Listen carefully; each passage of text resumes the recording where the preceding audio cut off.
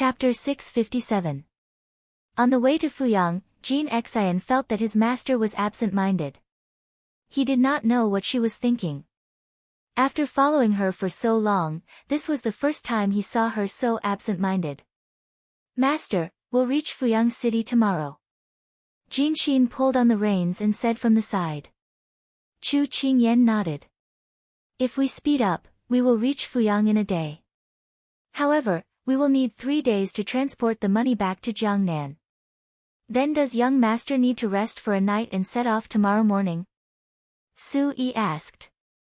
Chu Qingyan was amused.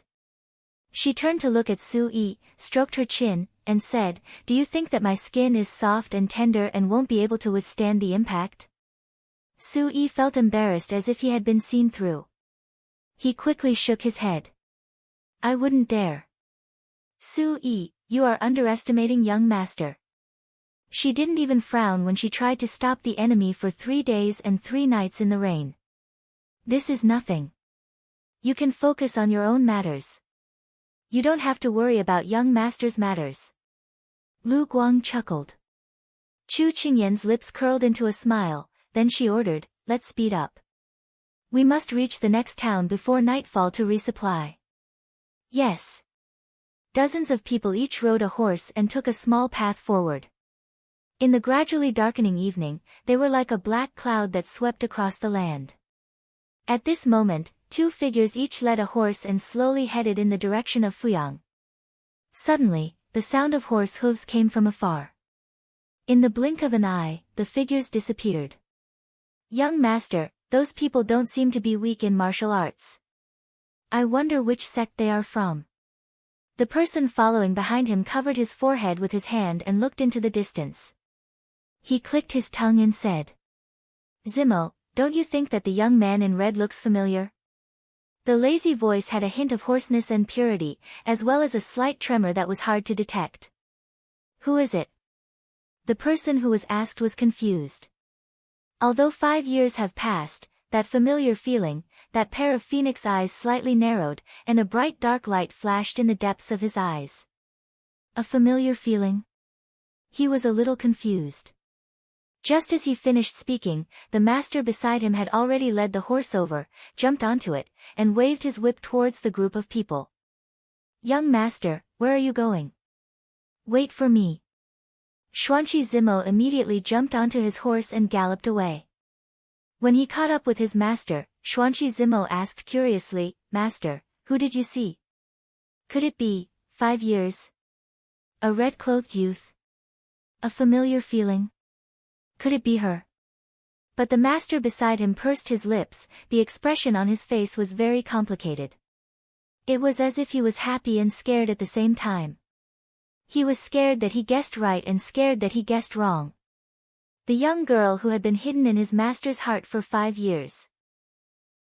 Higashio Motetsu's eyes were locked in front of him. Since he had met him, he would not lose him. Quick! And Chu Qingyan, who did not know that she was being watched, had just arrived at this town called Deer Town. Because there were more horses and this town was smaller, the inn was not big enough to accommodate people, so they were split into 2 inns to rest. After eating dinner and feeding the horses, they could gather outside the town and continue their journey. Master, Lu Guang and Ma Yan brought 15 people to rest at the deer inn not far ahead. Jin Xian received the news from Lu Guang and immediately reported. Chu Qingyan nodded and let Jin Xian order food. This time, they had brought a total of 30 Jiangnan fierce cavalry with them. There were more than 10 people left in the bank because they were stewards and other clerical positions. Only these 30 were the secret guards and open guards that usually guarded the bank. There were also 15 fierce cavalry at their inn. At this time, they were scattered in various corners of the inn, eating quietly. Jin Xian, tonight we will take the official road. Tomorrow, we will go down the official road and take the smaller road. Chu Qingyan pondered for a moment before saying. Although they were not doing anything shady, they were still fierce cavalry. Although they did not have these 3 words written on their bodies, but with so many people rushing on the road, it would be too conspicuous. If there was a sharp-eyed busybody, they might be able to dig something out. So for safety reasons, Chu Qingyan made this arrangement. Okay. After following his master for so long, Jean Xian could also guess her intentions. Jean Xian, 11, 18, you three sit down and eat. After eating, let everyone rest for an hour and then we will continue on our way. Chu Qingyan called for them to sit down. The three sat down obediently. When the food was just served, Jean Xian suddenly spoke in a low voice. Master, don't you feel that someone has been paying attention to our table? Chu Qingyan's hand that was holding the chopsticks paused. She looked in the direction that Jean Xian's finger was pointing at. Night had just fallen and the gates of Deer City's yamen were closed. The county magistrate yawned and was about to return to his residence when 3 or 4 black-clothed people suddenly appeared in front of him. The sleepy person was instantly scared out of his wits. You, who are you? How did you get in? Someone come. The county magistrate was so scared that he sat down on his seat. His face was pale and his body was trembling as he looked at these uninvited guests. Shut up, look at this thing first. The leader of the black-clothed people shouted impatiently. Then he took out a token from his bosom and showed it to the county magistrate. When the magistrate saw the command medallion, he didn't quite believe it. He rubbed his eyes, but after taking a closer look, he immediately rolled down from his chair and knelt down. This humble subject has eyes but failed to see. This humble subject has offended you, sirs. Please forgive this humble subject. It's good that you recognize the token. Get up. The leader of the black-clothed people put away the token. May I know what official business you have for suddenly coming to my county? Do you need this official's cooperation? The county magistrate wiped the cold sweat on his forehead and slowly got up. He nodded and bowed as he asked. The higher-ups have ordered us to pursue a few important fugitives. Now that these people have escaped into your dear city, we ask for your cooperation. Immediately close the city gates. We want to catch the turtles in a jar. The leader of the black-clothed people said coldly. So it's to pursue fugitives. This official will definitely cooperate. I will give the order to close the city gates now. The county magistrate immediately bowed and called for a yamen runner. He immediately gave the order and the yamen runner left. Does Lord have any other instructions? The county magistrate turned around and asked politely. The leader of the black-clothed people said coldly, this matter is to be carried out secretly. I hope that Lord will not leak the news. No matter how big the commotion tonight is, the people in your county yamen must pretend that they don't know anything. Otherwise, I will not say anything more. Take care. The county magistrate was so scared that his legs went soft and he almost knelt down again. After they finished speaking, the few black-clothed people left the county yamen. Which inn is she at? She is at the Deer Inn. A portion of her men are at the Deer Inn. It is very advantageous for us. Good, tonight at 1 o'clock in the morning. Master said that we must eliminate the source of trouble. Yes. Chapter 658. Master, there's a letter from the palace again. Turan walked into the study with a letter in his hand. Xiao Su was painting at the moment. He didn't even raise his head when he heard the news. Leave it there. Turan nodded and placed the letter on the desk. Then, he asked worriedly, Master, the Empress has been sending letters so frequently recently. Is it because His Majesty has made some moves? Xiao Su drew a bird on the towering tree on the paper. His tone was indifferent as he said, Imperial Father's thoughts are nothing more than that. If there were any moves, we would already know. The border is in turmoil. Imperial Mother just wants me to return to the capital. Could it be that the Empress wants you to send troops to take command again? In the past few days, the conflict between Sichuan and Nansang at the border had become more and more serious. Although several riots had been forcefully suppressed, the resentment of the people had already formed. Nansang was holding back its anger. It was hard to say when it would explode. So, Turan came up with this guess. Xiao Su's brush paused, then he continued painting. Imperial Mother hasn't given up. If she could see the current situation clearly, she wouldn't be so worried. Since Imperial Father had sent him to Fuli mountain range, he had already removed him from the position of Crown Prince. He no longer had the qualifications to compete. It was just that no one brought this matter to the table. It was just that he left a way out for each other. However, Imperial Mother was unwilling to accept this. She didn't want to see the truth. So, in the past few years, she had been working with the Liang family to rope in the ministers of the court to resist Xiao Ran's position. Unfortunately, doing this would make Imperial Father even more unhappy and disgusted. Water Spirit sent news a few days ago that if the two sides were to go to war, the fourth prince would most likely take command. This news seems to have been finalized by His Majesty. It's not like the previous rumors. Turan thought of this and immediately reported. Xiao Su stopped painting. Don't blame Imperial Mother for sending letters these past 2 days. Let me see the letter. Turan immediately handed over the letter on the table. Xiao Su tore open the letter, then took out the letter and opened it. It was written on the letter, Su, the war is about to begin. Regardless of whether you are willing or not, Imperial Mother must volunteer to fight. Otherwise, you must keep an eye on your little princess consort. If she accidentally runs out and Imperial Mother sees her, don't blame Imperial Mother for being ruthless. Someone had to be sacrificed in the fight for the throne. Seeing the last word, Xiao Su's face turned cold. Mother Empress had actually set her sights on Qin Yan. Turan felt his master's aura turn cold in an instant. He was a little surprised. When he took the letter and read it, he understood why his master had changed. The Empress had always wanted her master to come forward, but her master had always ignored her, so she had no other choice but to use the young princess as a threat.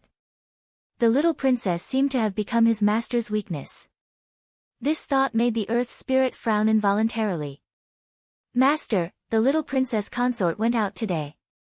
Could it be that the Empress has already sent someone to take action? Xiao Su stood by the window with his hands behind his back. His eyes looked through the dark night and into the distance. Imperial Mother never uses peaceful means before resorting to force. So when the letter was sent out of the palace, the order had already been issued. You mean that when the letter arrived in Jiangnan, the Empress's people had already arrived? Turan was slightly surprised. Xiao Su's eyes turned cold. If my guess is right, they have already followed Qin Yan. Master, should we send people to reinforce the little princess consort now? Turan was a little anxious at this time. It's too late. Xiao Su's expression turned cold in an instant. The evening wind blew into the room and blew up the ink on the painting. On the paper, the bird under the banyan tree was locked in a bird cage. The golden cage shone with a cold light under the sun. Breaking the shackles of one's wings was always selfish. Just like his Imperial Mother. In the deer inn. Chu Qingyan followed Jean Xian's gesture and saw 2 people wearing veiled hats eating at a table at the corner of the stairs. They were dressed like Jianghu people. There was nothing suspicious about them, so she retracted her gaze. Jean Xian, did you see wrongly? Chu Qingyan asked. Jean Xian took a few more glances but didn't see anything unusual. He couldn't help but say, perhaps this subordinate is too cautious. Chu Qingyan smiled and said, hurry up and eat. We still have to hurry after eating. The people at the table nodded and were about to start eating when suddenly, the street became noisy. The city gates are closed. They closed early today. Why so early today? Isn't there still an hour? Who knows? The rules are just like the weather in June. They change at will. How can we, little commoners, care about it? The voices sounded. Although they couldn't hear clearly, they could more or less grasp the main point. 18, go and see what's going on. Chu Qingyan immediately ordered. Su 18 obeyed and left. After a while, he returned. Master, we can't go out tonight. The county magistrate ordered the city gates to be closed 15 minutes ago, Su 18 said with some annoyance. Chu Qingyan raised her eyebrows slightly. After pondering for a while, she said, the city gates have been closed, and they will not open until tomorrow. Since it has already been decided, we can only stay here. Things happened too suddenly, and I'm afraid many people did not manage to leave in time. One of you, go to the Little Deer Inn and tell Lu Guang and the others to book a room immediately. If not, you will have to sleep on the streets later. It's the same for us here. One of you, go and book a room with the innkeeper. Everyone nodded and went to do their own things. Chu Qingyan's fingers tapped on the table, calculating whether they could reach Fuyang tomorrow if they were delayed for one night. Later, she found that it was uncertain. She simply stopped thinking about it and ate in peace. At this time, Higashio Motetsu and Xuanqi Zimo were sitting at another table, watching Chu Qingyan and the others from afar. Young master, is that really Miss Chu? A girl changes 18 times between childhood and womanhood. The more she changes, the harder it is to recognize her. Xuanqi Zimo couldn't help but ridicule. There's no mistake. It's her. Although 5 years had passed and her facial features had grown more exquisite, she had grown taller, and she had become more confident. However, the aura and small movements that belonged to her had not changed or disappeared with the passage of time. Xuanqi Zimo's heart skipped a beat. He suddenly felt proud of his little girl's achievements. It was a strange feeling, but he liked it very much. Master, should we go over and say hello? Although he didn't know how the young master recognized her, he couldn't help but suggest that he despised his master for hiding in a corner and secretly observing her. Why are you in such a hurry? Can't you see that she's being watched? Higashio Motetsu knocked his subordinate's head with the fan in his hand. Is Miss Chu in danger? Xuanqi Zimo whispered. From the looks of it, that's the case. Higashio Motetsu's gaze swept across the several people wearing veiled hats in the restaurant. His almond-shaped eyes narrowed and his lips curled slightly. It seemed that the heavens were not unkind to him, creating such an excellent opportunity for him. He had to seize it. Chapter 659. Sure enough, after they booked their rooms, the inn was filled to the brim. After Chu Qingyan and the rest finished their meal, they returned to their rooms. Deer City was a small town and there weren't many scenic spots. Furthermore, she wasn't in the mood to go sightseeing as she still had to travel the next day.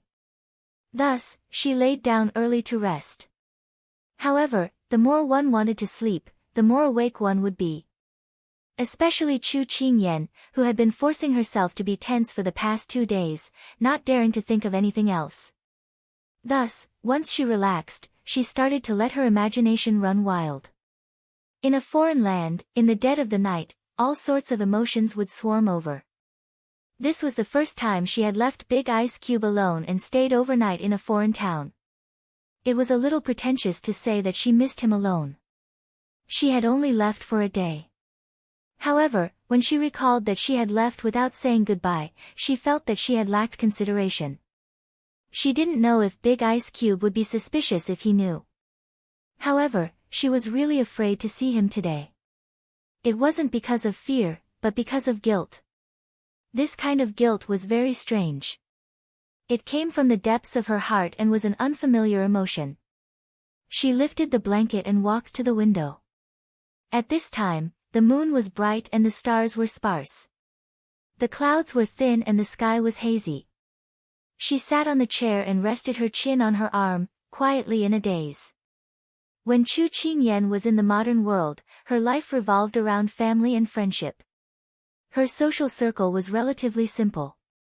As for love, she had come into contact with it the most in novels. However, she had never thought that it would happen to her. Furthermore, she was resistant to the answer in her heart. Thus, that little bit of germination was tightly suppressed by her. However, she couldn't help but miss him. I wonder what Big Ice Cube is doing now. She muttered softly. These words were carried by the night wind to the ears of the people on the roof. Higashio Motetsu's leisurely body was slightly stunned. Then, he snorted in disdain. What's so good about that unromantic ice cube? Is it worth it to talk about it in the middle of the night? When Xuanqi Zimo, who was looking around, heard this, he turned to look at his young master in shock. Young master, why do I smell something sour? It's probably because you haven't bathed for a few days. Stay away from me and don't give me your scent. Higashio Motetsu rolled his eyes at him in disgust. Xuanqi Zimo silently shifted his body, feeling a little wronged. She had just taken a bath last night. Higashio Motetsu looked at the people below and hesitated. It had been a long time since they last met, but he had a feeling of homesickness. The weather is dry, be careful of the candles. A watchman walked slowly down the street. It just so happened that the Cho hour had just passed. He's here.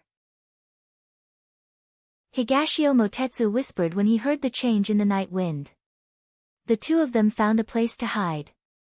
Just as the two of them left, 3 black-clothed men landed, and dozens of black-clothed men instantly appeared on the roof of the inn.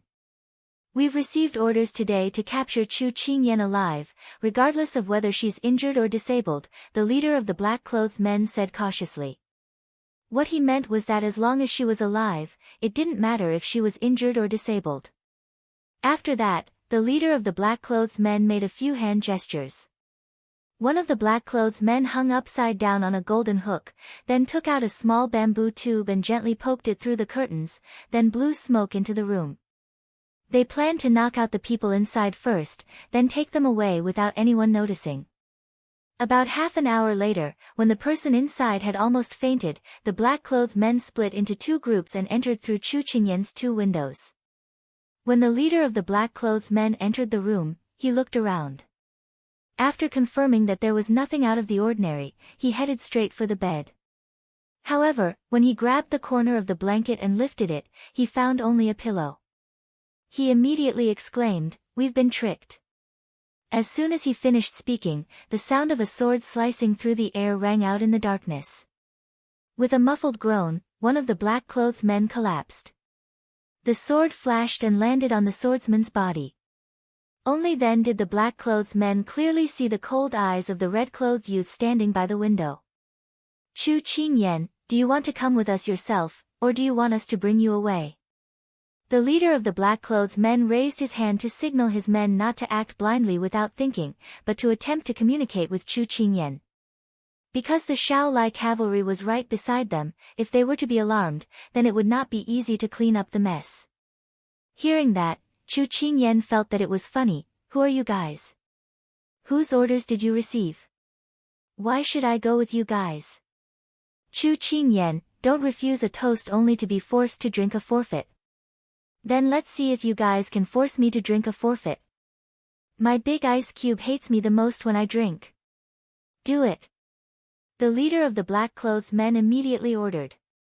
Over 10 black-clothed men immediately brandished their weapons at Chu Qingyan, not allowing her to speak. Chu Qingyan snorted coldly, then placed her sword in front of her, and began to break through their combined attacks. Although at the beginning she relied on her petite body to take care of many people, but she did not expect that these people would continuously jump into the room, it was simply bullying her with numbers.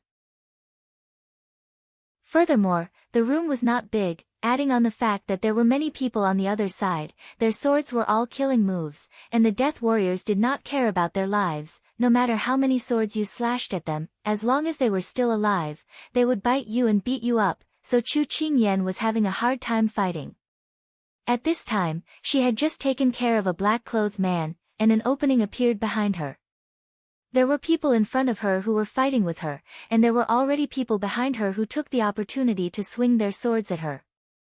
If she were to turn sideways now, she would be able to avoid the fatal attack behind her, but she would not be able to avoid the killing move in front of her. Chu Qingyan's forehead immediately had a few drops of cold sweat. Advancing was death, retreating was also death. At this time, a person suddenly appeared in her mind. If she were to die here tonight, then she would have let him down. He had worked so hard to nurture her until now. In a flash, a folding fan flew in from the window, heavily hitting the long sword behind Chu Qingyan. Chu Qingyan took the opportunity to kick away the black-clothed man in front of her, and flipped over to land by the window. That folding fan flew in a circle in the air, and then flew into a person's hand. Chu Qingyan followed everyone's gaze, and saw that under another window, a deep purple figure was leaning on the table, as if he had no bones, with long hair draped over his shoulders, and on his forehead, there was a purple-silver ornament pendant lying quietly. His appearance was enough to topple cities, and it was impossible to tell if he was a man or a woman. His phoenix eyes were bright, as if he was an enchantress that appeared in the dark night, making people feel fear, but also unable to help but want to approach. "Who are you? Don't meddle in other people's business." The leader of the black-clothed men couldn't figure out this person's background, but from his previous move, he could see that this person's cultivation was profound, and if there was a conflict, then it would be detrimental to their plan. He saw that person ignore the leader of the black-clothed men, and walked past him, looking at Chu Qingyan who was behind him. His red lips curved, and his phoenix eyes beamed as he said, "Little girl," he said, "this is meddling in other people's business, what do you think?" At this time, Chu Qingyan was already stunned on the spot. She looked at this seemingly familiar face, and a name flashed in her mind.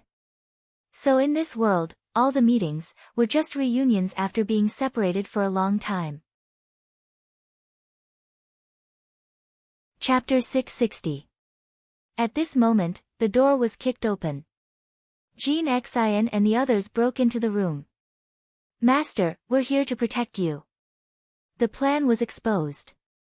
The leader of the black-clad men glared at Chu Qingyan fiercely, then waved his hand to give the order, and the black-clad men began to retreat.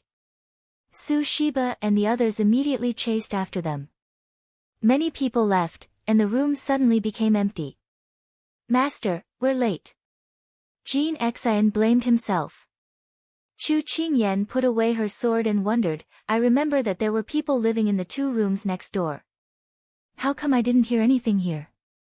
At that time, she didn't delay and directly attacked these black-clad men, just to make a noise to alert them. But she didn't expect that they would be a step later than expected.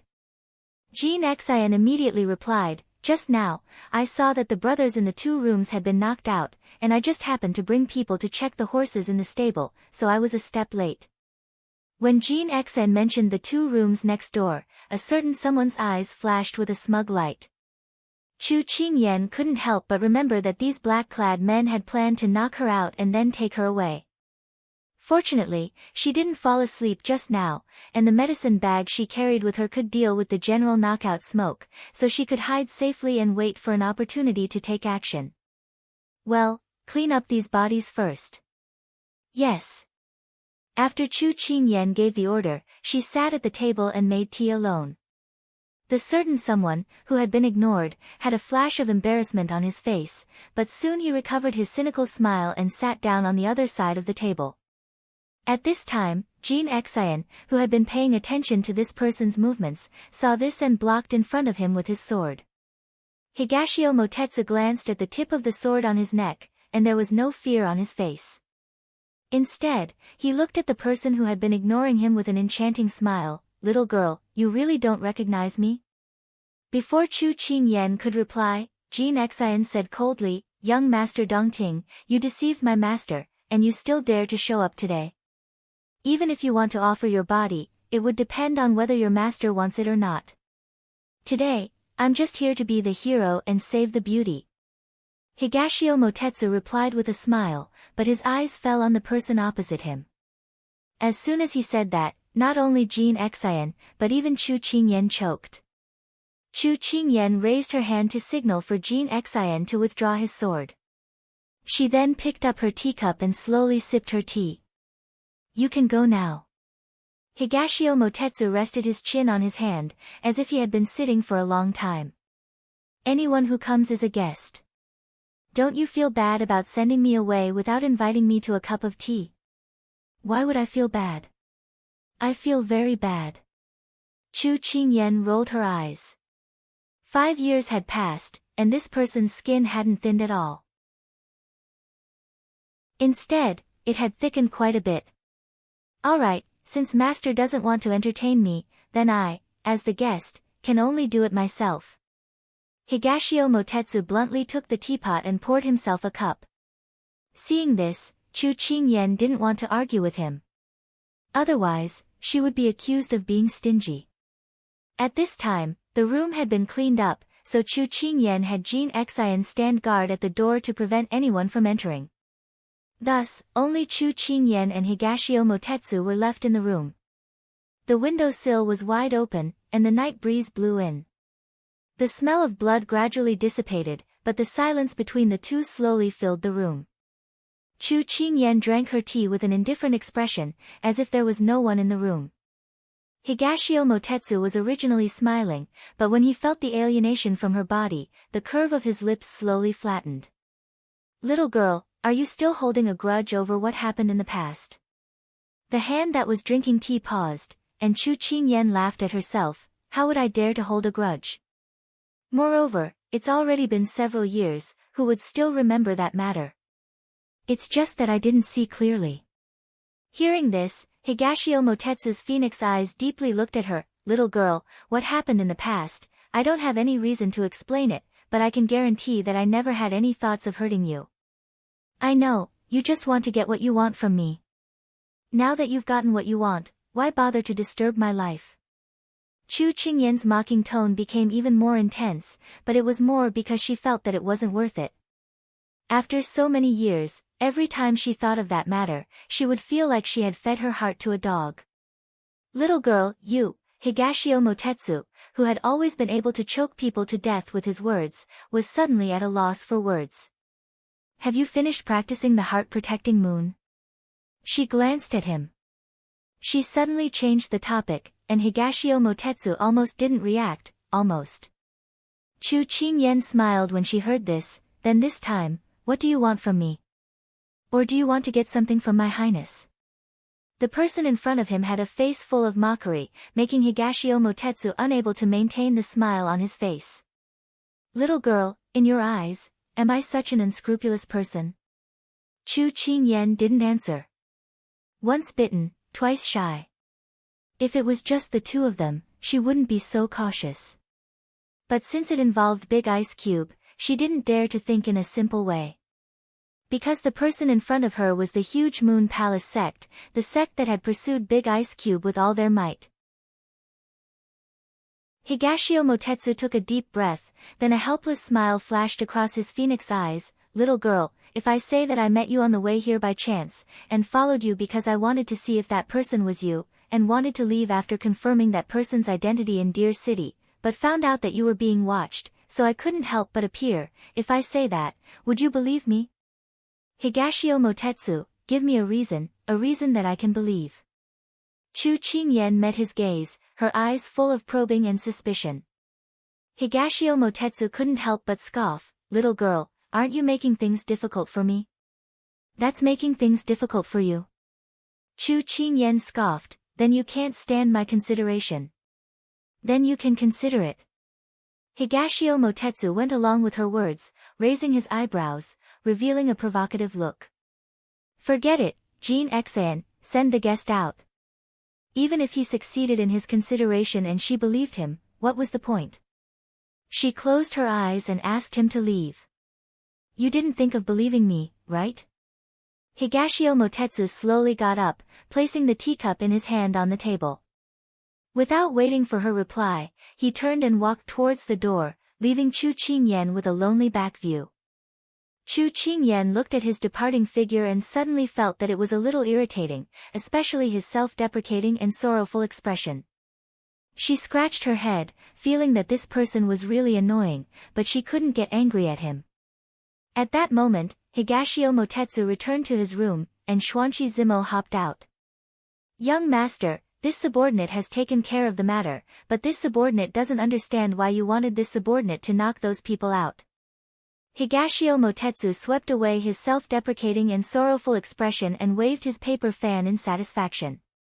That's the only way for this highness to make a move at a critical moment. Oh, then have you reconciled with Miss Chu? Xuanqi Zimo asked curiously.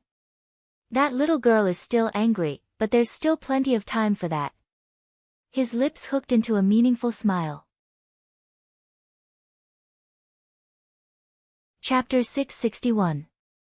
As soon as Higashio Motetsu left the room, Tsushiba and the others had already returned. Tsushiba stepped forward and reported, "Young master, we caught up with those people and fought with them on the bridge in front, but in the end, 3 of them escaped." "What about the others?"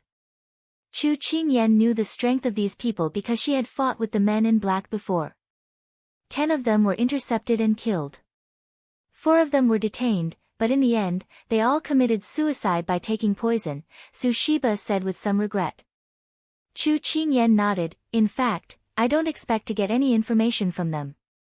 Thank you for your hard work. Young master, you're too kind. It's our duty to protect you. But we're curious. Who are these people and why are they targeting you?" Tsushiba asked with a puzzled face. Hearing this, Chu Qingyan shook her head. "I don't know who sent these people, but..."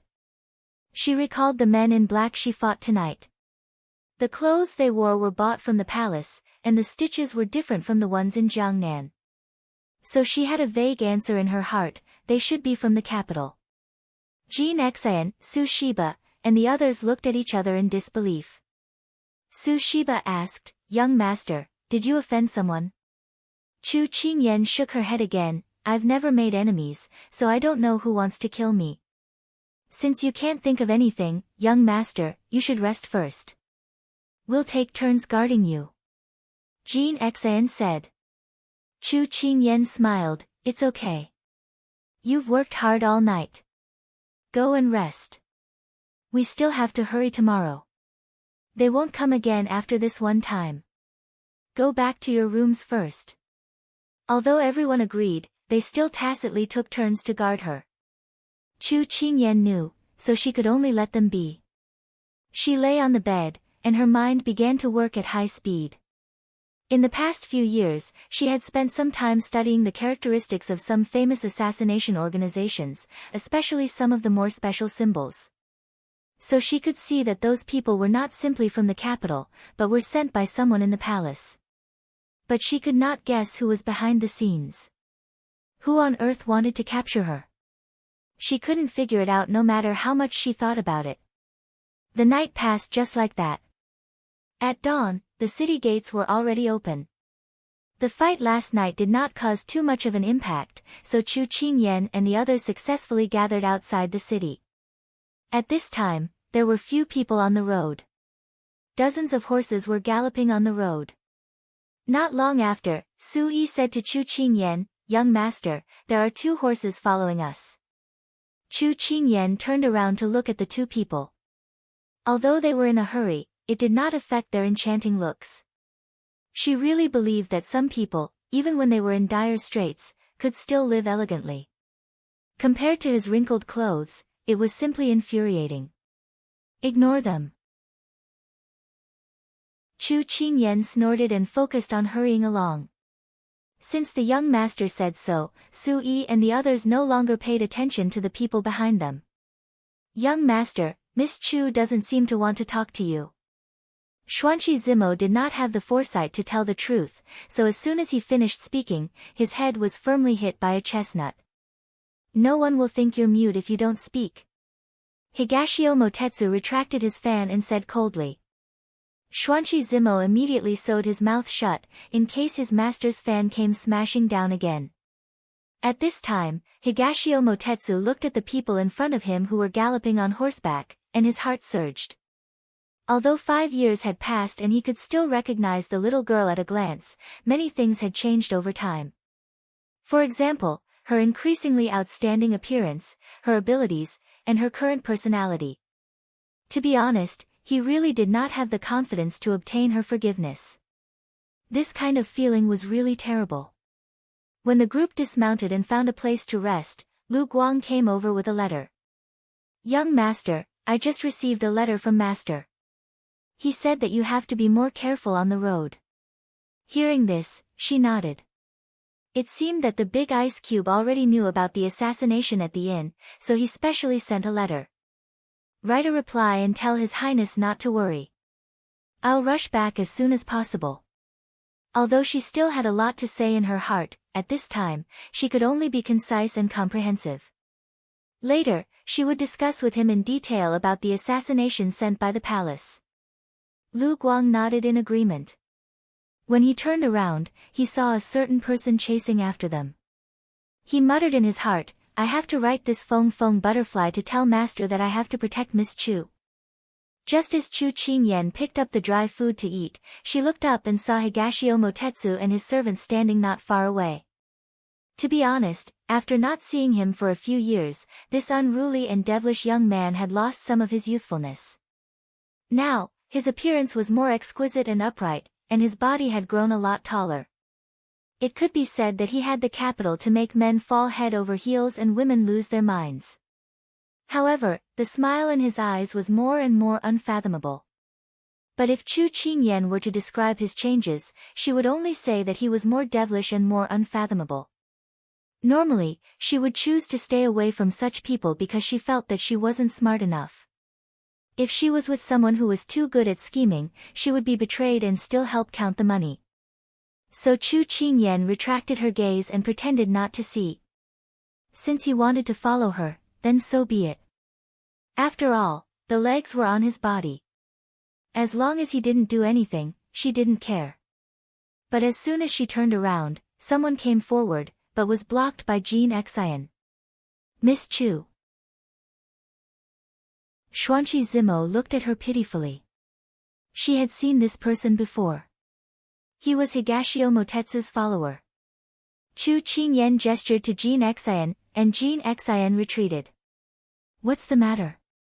Xuanqi Zimo turned to look at his young master, then coughed softly and said shyly, Miss Chu, we left in a hurry today and didn't have time to prepare rations. What do you think? Chu Qingyan couldn't help but turn to look at the person standing under the tree. She never thought that he would have a day like this.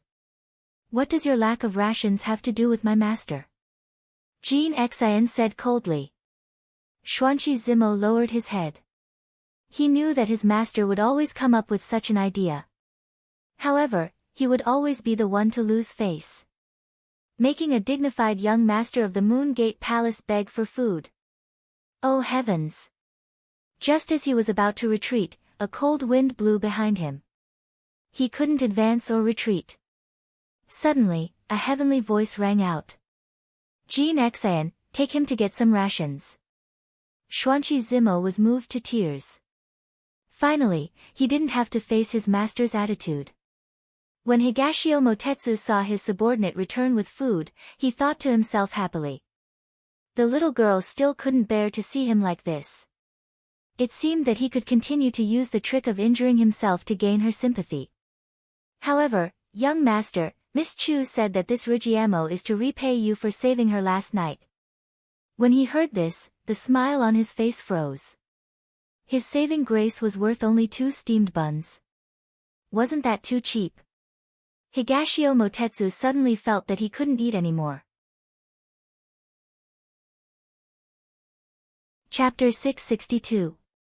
Because they would be able to reach Fuyang in the afternoon, Chu Qingyan let everyone rest for a while and set off in 2 hours. After giving her orders, she strolled in the forest to digest her food. At this time, a figure silently followed her.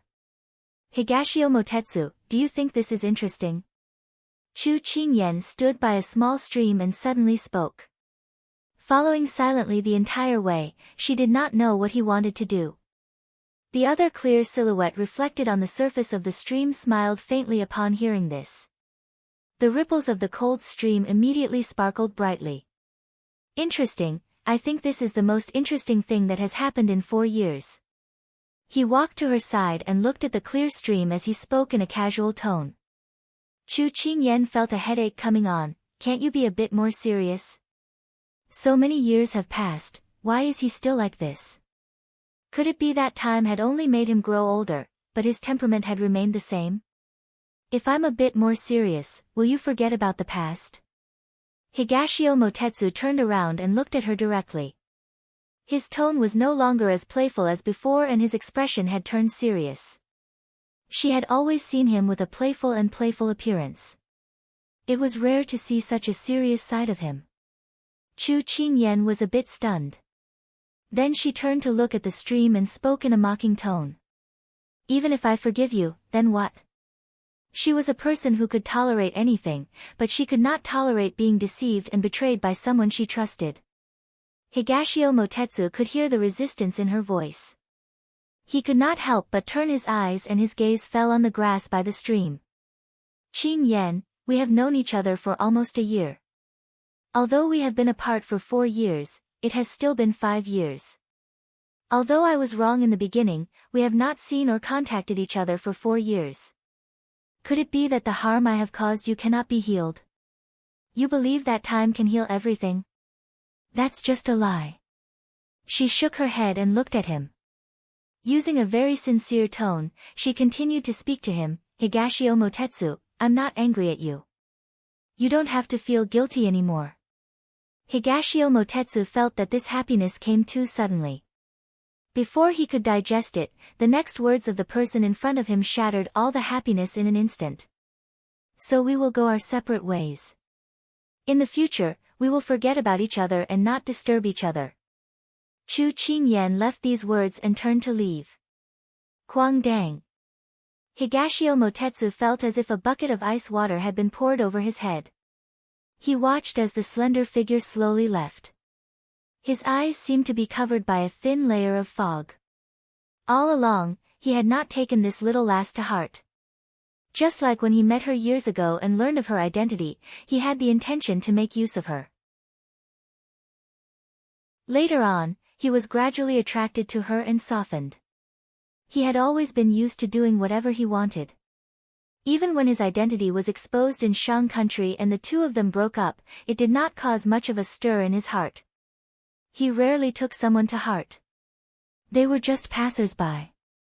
Even if they met again 4 years later, he thought that as long as his tone was better, his attitude was lower, and he just apologized, the little lass would quickly forgive him and the two of them would reconcile.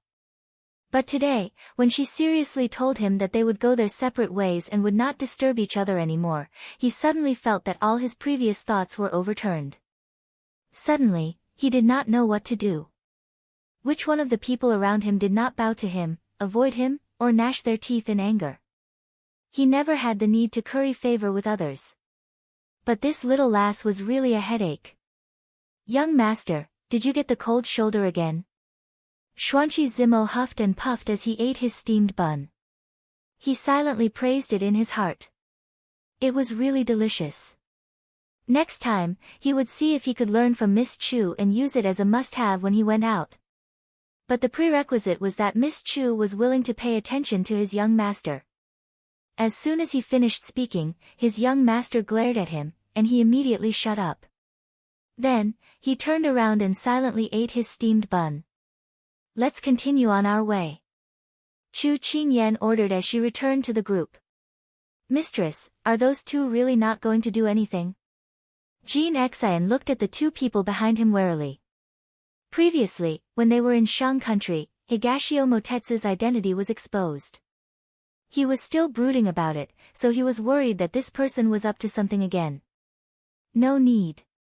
Chu Qingyan thought that she had already spoken so bluntly just now. He was also a person who cared about his reputation, so he should not continue to pester her. Moreover, she did not think that there was anything for him to pester her about. Perhaps she was just looking for trouble. By the way, have you contacted the bank in Fuyang? Chu Qingyan asked as she got on her horse. Yes, they have sent someone to pick us up at the city gate, Sushiba immediately replied. Good, let's go. Let's reach Fuyang before the sun sets. Go. The group continued on their way. Jiangnan Su Family Bank. Xiao Su sat in the study, flipping through the account books that Chu Qingyan had Yang Xiaohuan organize before she left. Huo Ling stood in front of him with a face full of annoyance. Mistress, this subordinate has failed to live up to your trust for so many years. I did not expect that there would be a mole hiding in the bank and entrusted with such an important task. This caused the bank to lose so much money, and also caused this year's silver to be swapped in a series of events. This subordinate has failed you. Jin Ling knelt down, his voice full of self-blame. Yang Xiaohuan had already shown him these account books, and they were filled with the fake accounts that Shi Qing had been keeping from him for the past few years. Because these accounts were done flawlessly, and because of his trust, no one had discovered it all these years. Jin Ling, do you remember why this prince entrusted the bank and all of its properties to you? Xiao Su closed the account books, his gaze landing on his subordinate as he spoke indifferently. Because this subordinate is more sensitive to numbers and is good at calculating, Jin Ling lowered his head and replied. Wrong, because this prince trusted you. Xiao Su shook his head. This subordinate has failed you. Mistress, please take back this subordinate's authority. He lowered his head even more, his heart full of regret. Why? Xiao Su frowned. This subordinate, Jin Ling felt that he was too ashamed to speak. Shouldn't you make up for your mistakes? Don't tell me you want to run away. Xiao Su raised his brows, pushing the account books on the table forward. He said coldly, I'll give you half a month's time to sort out all the accounts and calculate the amount of losses. Jin Ling was stunned, his eyes watering. He immediately bowed and choked out, this subordinate obeys. You may leave. Xiao Su waved his hand. Yes. Xiao Su looked at Jin Ling's back as he left, his mind replaying the little fellow's words. Everyone makes mistakes. If you give up after making one mistake, it's a little unreasonable. Only those who have fallen and climbed back up will remember more and not make the same mistake again. They will also be more careful and conscientious in their work. They will also be more grateful and loyal. So in the way of managing people, it's more appropriate to forgive than to give up. He realized that his way of doing things was becoming more and more similar to her. Benevolence, this word had never appeared in his life before. But this was pretty good. Chapter 663. They hurried all the way and arrived at Fuyang before sunset. Young Master Chu, I am the manager of the bank, Lu Yi. I have been waiting here for your arrival. A tall, thin, and shrewd-looking man led 4 or 5 servants to welcome them at the city gate. When he saw Chu Qingyan, he immediately bowed. Chu Qingyan dismounted and someone took the reins from her hands. She walked in front of Lu Yi, smiled, and returned the greeting. Thank you for your trouble, Manager Lu. Chu Qingyan is a little embarrassed that you have to personally welcome us. It's my pleasure, Lu Yi said modestly. It's already late. Let's enter the city first. Chu Qingyan did not stand on ceremony and agreed. Thus, the group of people entered the city. Are you also from Jiangnan? A servant asked the 2 people behind them. Xuanqi Zimo was about to shake his head when a folding fan slapped his mouth. A beautiful face leaned forward. That's right. I'm with the young man in red. The servant had never seen such a beautiful person and nodded foolishly. Okay. Please come this way. Chu Qingyan glanced at the 2 people behind her and narrowed her eyes. Jean Xan leaned over. Master, do you want this subordinate to chase them away? There's no hurry. Let's see what they're planning. Since they had followed her for so long, she wanted to see what they wanted from her. With Chu Qingyan's tacit approval, Higashio Motetsu and his servant followed them into the bank without a hitch. As soon as they entered the courtyard, Lu Yi said, everyone must be tired from the long journey. This humble one has already prepared a banquet to welcome everyone. If the reception is not satisfactory, please forgive me, young Master Chu and everyone. Chu Qingyan raised her hand to stop Lu Yi. Manager Lu, you don't have to be so polite. We're leaving for Jiangnan tomorrow, so the banquet can wait until next time. Lu Yi thought of the importance of this temporary transfer and obediently agreed. Then, if young Master Chu has any instructions, please do not hesitate to ask. Steward Lu, please arrange rooms for our brothers to rest in advance. After that, this one needs to have a detailed discussion with Steward Lu about the matter of this secondment, Chu Qingyan replied. All right, the rooms have already been arranged. Let the servants lead them there. Young Master Chu, you can discuss with me in the study. Lu Yi immediately bowed and raised his hand. Young Master Chu, this way please. Thank you. Chu Qingyan bowed slightly and followed him to the study. When they arrived at the study, Chu Qingyan went straight to the point. Steward Lu, what do you think of this secondment? Lu Yi originally thought that this young man from Jiangnan would exchange a few pleasantries with him, but he didn't expect him to be so straightforward. However, he had met all kinds of people and hid his emotions well. He thought for a moment before choosing his words carefully. Recently, many things have happened in Jiangnan's private bank. This one feels that it's not appropriate to be seconded at this time. However, if the transaction is successful, it will be a huge profit for the private bank. Therefore, this one did not participate in this matter, so it's not appropriate for me to make too many comments. Chu Qingyan nodded in her heart. She had her reasons for asking Lu Yi directly just now. She wanted to use this method to directly see Lu Yi's reaction. As expected of a businessman, his words were quite smooth. However, he also gave his own opinion and didn't blindly follow others. Moreover, she heard from Jean Ling that this person was quite capable and efficient. For so many years, Fuyang's Su family bank had been handed over to him without any problems. Chu Qingyan was also relieved. She raised her hand and directly revealed the golden token in her hand. Lu Yi, I need your cooperation. When Lu Yi saw the token that belonged exclusively to his master appear in the hands of the young man in front of him, he was slightly startled. However, his body reacted first and he knelt down. Please give me your orders, young Master Chu. Although he didn't know why the golden token appeared in the hands of this young man, when Jinling University sent the letter over, the words revealed that this young man's identity was noble and asked him to cooperate well. Therefore, he didn't think much of it and acted as if he was at her disposal. Chu Qingyan put away the golden token and solemnly explained the next step. The study was brightly lit. Jean Xian and the others were stationed outside, so no one could spy on them. The people from Jiangnan's Su family bank have already arrived in Fuyang. We should still act according to the plan and ambush them on their way back. If we can successfully intercept this silver, then Master's next plan can be realized one by one. I don't believe that we can't destroy all of the King of England's businesses. That's right. Who hasn't always praised Xiao Lychee like a flower? This time, let's slap their faces properly. Let's see if they still dare to laugh. This time, it's going to be fun. Two men dressed in civilian clothes were hiding in the alley in front of the Su family bank. When they saw Chu Qingyan and the others enter the door, they laughed and talked with contempt. Meanwhile, in Jiangnan, Huo Ling hurriedly ran into the study. What's the matter? Is there a dog chasing you outside? Xiao Su was flipping through the book in his hand. When he saw Huo Ling, he was in a good mood and ridiculed him. Huo Ling took a deep breath and said with a sad expression, Master, don't gloat.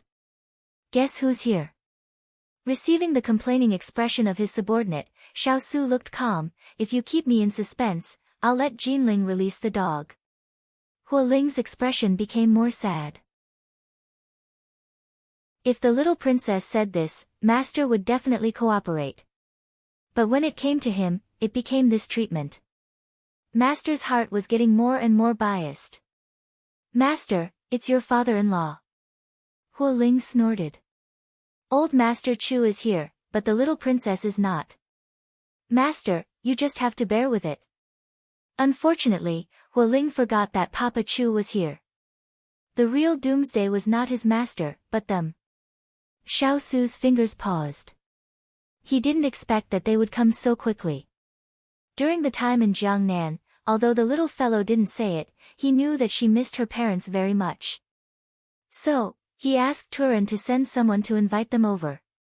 Originally, he wanted to give her a surprise, so he didn't agree to let her be the leader. But she insisted on going, so he followed her decision. But he still put down the book, got up, and planned to go outside the door to greet them. Where are they now? Huo Ling was stunned when he saw this. This was the first time that Master went to greet people in person. He stuttered, Turin has already led them to the reception hall. Fortunately, he ran quickly just now. Otherwise, he would be the one in charge of greeting them. Turin would probably be tortured by old Master Chu at this time. Yes, tell the kitchen to prepare a welcome banquet. As for the dishes, you can decide. Xiao Su left this sentence and strode away, leaving Huo Ling withered in the wind. How could this subordinate know what old Master Chu and old Madam Chu like to eat? Master, aren't you making things difficult for this subordinate? If I knew, I would have gone to greet them. Chapter 664. By the time Chu Qingyan finished her conversation with Lu Yi and walked out of the study, the sky had already darkened. She followed the servant who led the way into her room. At this moment, she was still thinking about what might happen the next day. The moment she closed the door, she discreetly placed her hand on her waist and gripped the hilt of her sword. She looked in a certain direction and said in a low voice, "Who's there?" Just as she finished speaking, the room suddenly lit up. Chu Qingyan was not used to the sudden brightness and could not help but squint her eyes. She saw a figure leaning against a pillar, looking at her hand movements with a smile. "You're quite alert." When she saw who it was, Chu Qingyan sheathed her sword. Her expression did not change much. She walked into the room and sat down. She poured herself a cup of hot tea and looked at him calmly. "Don't you feel embarrassed that the Moon Palace's young master barged into someone else's room at night?" Higashio Motetsu chuckled and sat down in front of her. He rested his chin on one hand and looked completely unconcerned. "The Moon Palace will be embarrassed, not me. Besides, I'm here to visit a friend. Don't put such a big label on me. You speak as if I'm your friend." Chu Qingyan did not give him any face. Higashio Motetsu shrugged and asked, "Say whatever you want. But aren't you going to ask me why I'm here?" Chu Qingyan raised her brows. "Dare I ask, young palace master, what brings you to my humble abode?" He automatically ignored the mockery in her words. He raised his other hand and a bag appeared in front of her. "I brought this for you when I went out for a stroll tonight." He pushed the bag forward. "I know you haven't eaten anything tonight. Eat it while it's hot."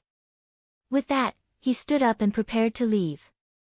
Chu Qingyan looked at the bag that was still steaming, and an inexplicable emotion surged in her chest. "Higashio Motetsu."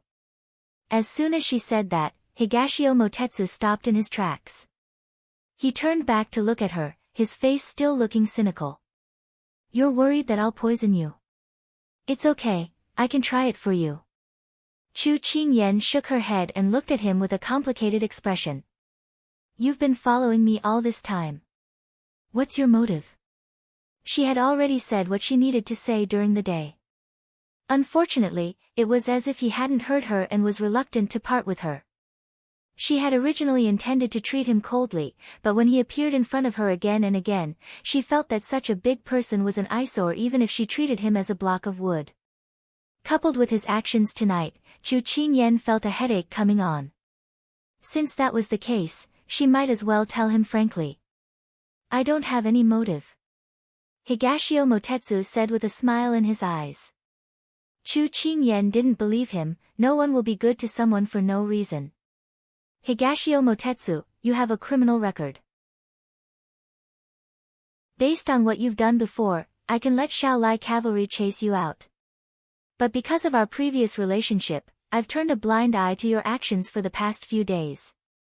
I don't care what your motive is, but this time I have a mission. I hope you won't disturb me when I'm doing my business, otherwise don't blame me for falling out with you. For that ice-cold stone of yours." Higashio Motetsu's focus wasn't on the ultimatum she had given him. Chu Qingyan couldn't help but frown. She was talking about business with him. Where did he go? "I'm talking about business with you." "That's right, business. I'm curious, why are you always doing things for Xiaosu? Can't you have something of your own to do? Higashio Motetsu thought about how she had always been thinking for Xiaosu 4 years ago, and his heart felt uncomfortable. He snorted and spoke up for her, "You're not even his subordinate. Are you willing to be ordered around by him?"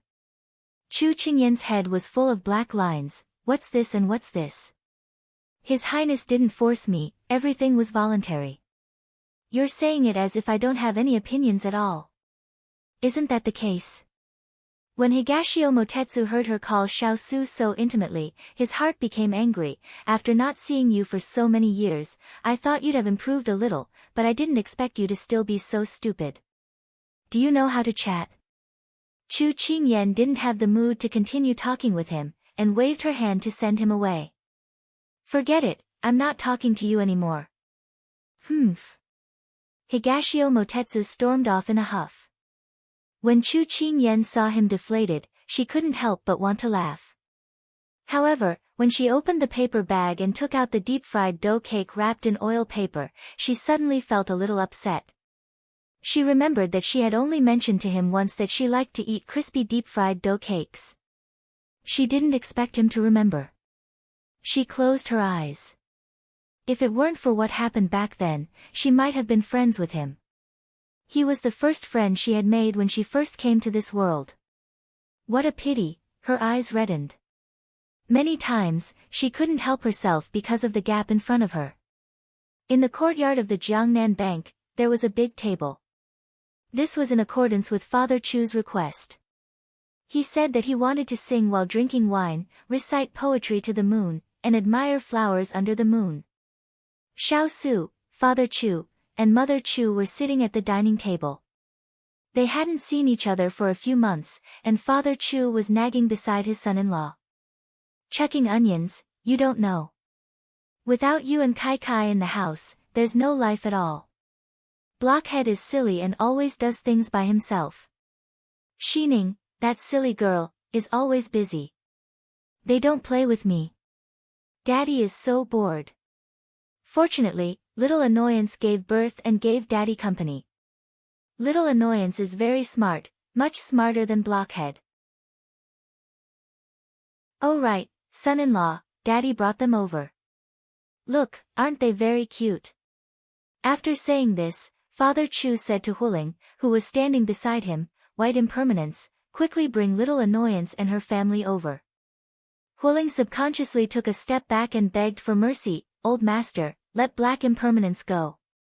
This subordinate is afraid." Turin choked. When did he admit that he was called Black Impermanence? No ambition. Go, go, go. I'll let you go and train your courage. Little Annoyance isn't fierce at all. Be good. Father Chu glared at him and urged him to go. The corner of Huling's mouth twitched. Are you sure that guy isn't fierce? Huling used his eyes to ask his master for help, but who knew that his master would directly ignore him? In the end, his request failed, and he could only bitterly leave. Father Chu happily chewed on a drumstick. Mother Chu could only shake her head and smile when she saw this scene. Only her son-in-law's subordinate could let Yuan Lang need him like this. However, she could also see that her son-in-law doted on her daughter. After eating a drumstick, Father Chu glanced at the person beside him who was peacefully drinking wine and suddenly said, "Son-in-law, Kai Kai will be of marriageable age in a few months." I know. Xiaosu didn't understand and replied indifferently. This answer made Father Chu unhappy. He slapped the table heavily and snorted, "Little brat, you've become bold. Do you not want to be responsible for Kai Kai and want to trick her into marriage?" Chapter 665. Are you trying to trick me into marrying you? Mr. Chu's voice was loud and clear. His face was full of disappointment, as if he had been cheated of a few pieces of cake. As soon as these words were spoken, everyone was stunned. Especially Xiaosu. He had just picked up a meatball, and because of his shock, he slipped and bounced a few times on the table, fell to the ground, and rolled a few times before finally coming to a stop. Just like Xiao Su's mood at the moment, it was fluctuating and tumbling, but it was suppressed by his strong self-control. Did you misunderstand something? It was the first time he had lost his composure at the dinner table, but Xiao Su was very calm. However, no one noticed the slight fluctuation in his eyes. Misunderstanding? Mr. Chu was furious. What misunderstanding? What misunderstanding could there be? Xiao Su was silent. Mr. Chu's words were as if he had not said anything. Mrs. Chu also did not expect her husband to be so angry at her son-in-law. She wanted to hold him back, but unexpectedly, he had already slumped his shoulders and turned his body away in loneliness and sadness. My Kai Kai is so obedient, kind, beautiful, dignified, virtuous, and cute. You actually don't intend to marry her. No, you have already brought her home, but you don't want to marry her and give her an official status. Father asked you a question just now, but you didn't say anything. Aren't you bullying my Kai Kai? Irresponsible, bad guy. Mr. Chu lamented. Xiao Su did not expect that. He opened his mouth, but did not know how to refute. Because, it seemed that Mr. Chu was right. He could not find a single reason to refute. Turin was shocked. Mr. Chu actually said everyone's thoughts so directly. Although it was not very kind to say this to his master, he had to say it. Well done. At this moment, Father Chu continued to reprimand her. Kai Kai is of marriageable age, which means that you're really 15 years old. Usually, when a girl reaches marriageable age, it means that she can talk about marriage and find a husband. However, our Kai Kai is a little special. She was betrothed to you by the retired emperor a long time ago. As your father, I was very assured because I thought that you were very reliable. You are not even reliable. Are you still not ready to marry Kai Kai? How long are you going to drag this out? What if some good seedlings appear and try to snatch them from you? Won't you be worried? Although Kai Kai's personality was like mine and she was very determined, what if the seedling was better than you? Although no one can compare to you in father's eyes, Kai Kai might not think the same way. Why are you so stupid? At this point, Mr. Chu's face was filled with resentment, as if he was lecturing his useless son. Everyone suddenly felt that something was amiss. Wasn't Chu Machen's father speaking out for the young princess consort? Why did she suddenly start to worry for her master? I can't help but wonder if this little princess is really your biological daughter. At this moment, the questions came one after another, and Xiao Su's mind went blank. Because he had never thought about these questions before. He was going to marry the little fellow. The Xiao Lai cavalry at the side silently retreated a few steps. Although their master was being scolded, as subordinates, they should rush forward to help their master.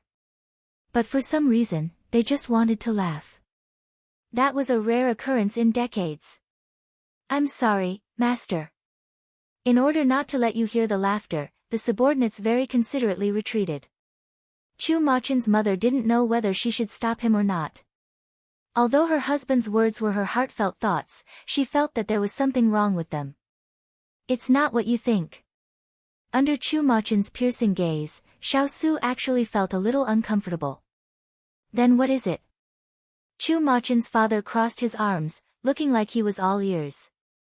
Xiao Su was at a loss for words. Because he didn't know what he was thinking in his heart. All the problems tonight were beyond his expectations and beyond the scope of the reasons he could give. Chu Machen's father saw him like this and became angry. Look at you, you're not young anymore.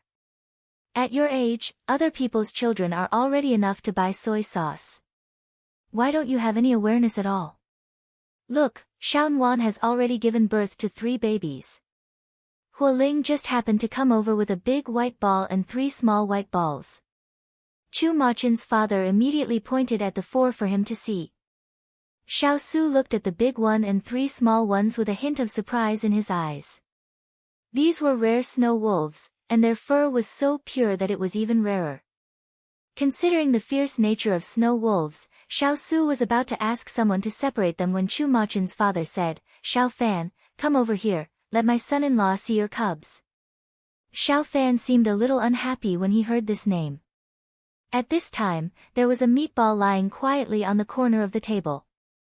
He went forward and patted it with his claws, and the meatball was cut into 3 pieces by his sharp claws. Then, the 3 little troublemakers ran over, each holding a piece and eating happily. Chu Machen's father touched his nose in response to Xiao Fan's indifference and said, Xiao Fan must dislike you, so he doesn't want to get close to you. The corners of Xiao Su's eyes twitched. How could this work? Anyway, I don't care, you have to give me a grandson next year.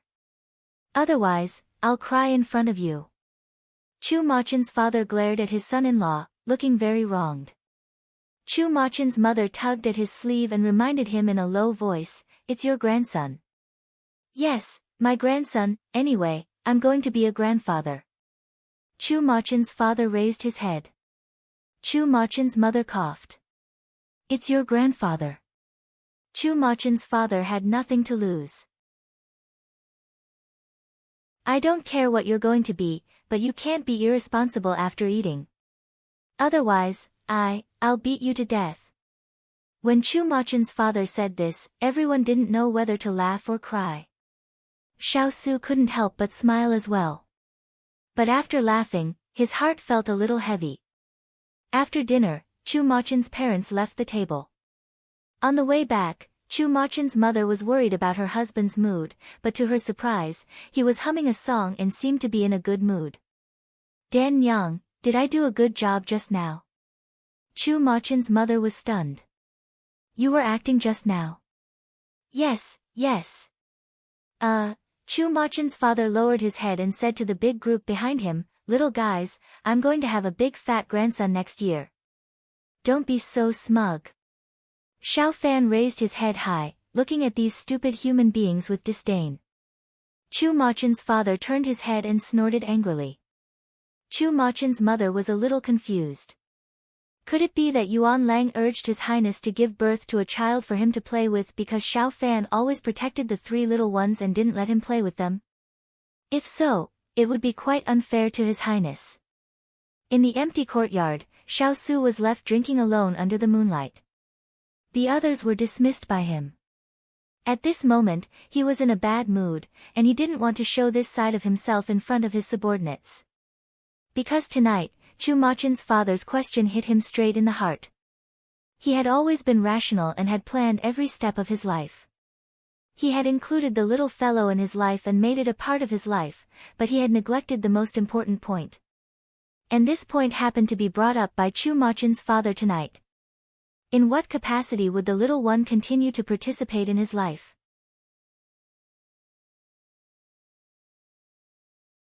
Chapter 666. It was a question that he had never thought of, but now it was so obvious in front of him. The little girl must be in his life plan. But what identity should she use to continue living in his future life? Father Chu was right. The little girl had grown up and was going to marry and have children. He had always neglected this point. It turned out that what he thought was simply accompanying her was not going to work at this moment. He suddenly realized that he was so stupid and selfish. He was used to controlling his own life, so he conveniently planned her life. He never asked for her opinion, so when everything was dissected, she was so helpless. It could be said that this feeling was so confusing and even infuriating. At this time, he took the little girl's identity seriously. She was the princess that his grandfather married to him. She was his lifelong companion. Perhaps it was because the two of them had met at the wrong time, so he had always treated her as a child. Even though 4 years had passed, she was still a child in his eyes. So, marrying the little girl and becoming his wife was something that he had never thought of. But from today on, he could not avoid this problem. Otherwise, it would be unfair to the little girl. When Xiao Su drank a cup of wine, Turan quickly walked into the yard. Master, the carrier pigeon followed by the carrier bee has found its whereabouts. It's Prince Yi's mansion in the capital. He stopped pouring wine and then continued to fill it. Xiao Su put down the wine pot with a cold look. 3 years ago, the third brother moved out of the palace and was given a prince's mansion by his father. Master, the third prince framed you back then, causing you to leave the capital. Now that you have not participated in court politics for many years, why is he still targeting you? Even someone as steady as Tu Ling felt a wave of anger rise in his heart. Although there was no evidence of the assassination attempt on the fourth prince, they all knew that it was a trap set up by the third prince. However, their master was still concerned about their brotherly relationship. In addition, their master was bitterly disappointed in His Majesty, so they did not expose him. However, after so many years, their master had gradually faded out of the circle of princes. Why was the third prince still unwilling to let him go? The valiant cavalry could not take this lying down. Xiao Su held the cup in his hand and slightly raised the corner of his mouth, showing a touch of mockery. It's nothing more than power.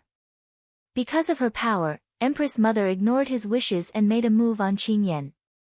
Because of his power, his third brother had repeatedly attacked him.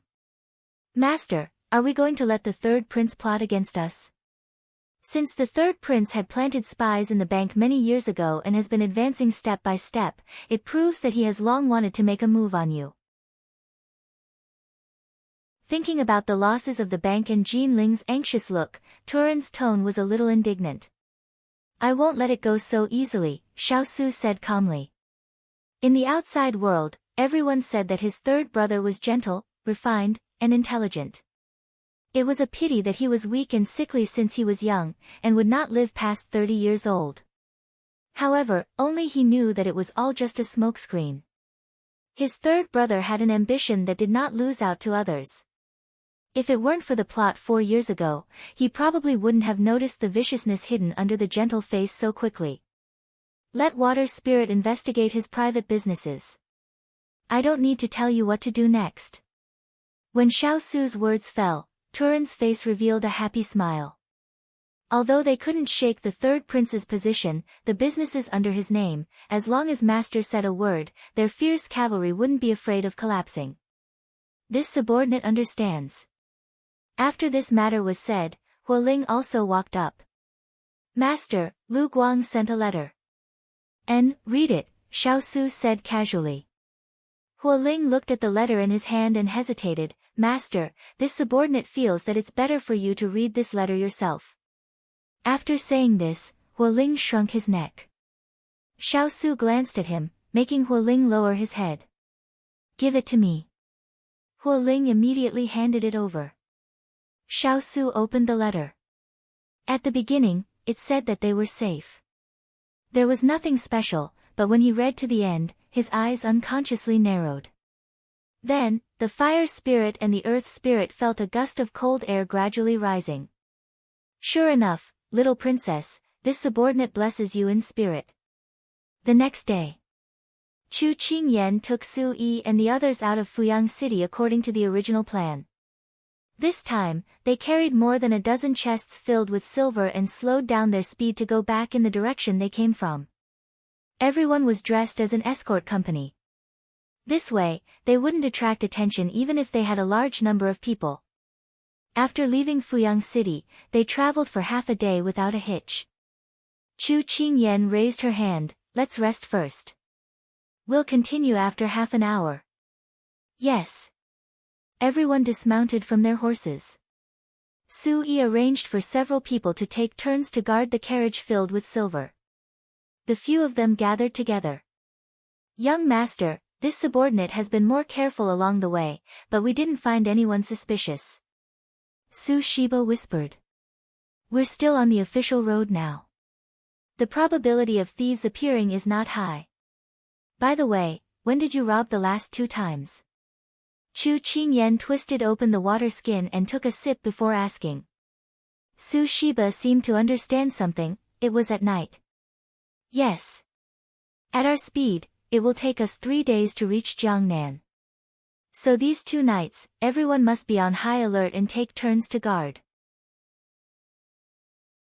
After Chu Qingyan finished speaking, she subconsciously looked behind her. Higashio Motetsu and his servant were no longer there. They didn't stay in the bank last night. Instead, they quietly left. They came suddenly and left quietly.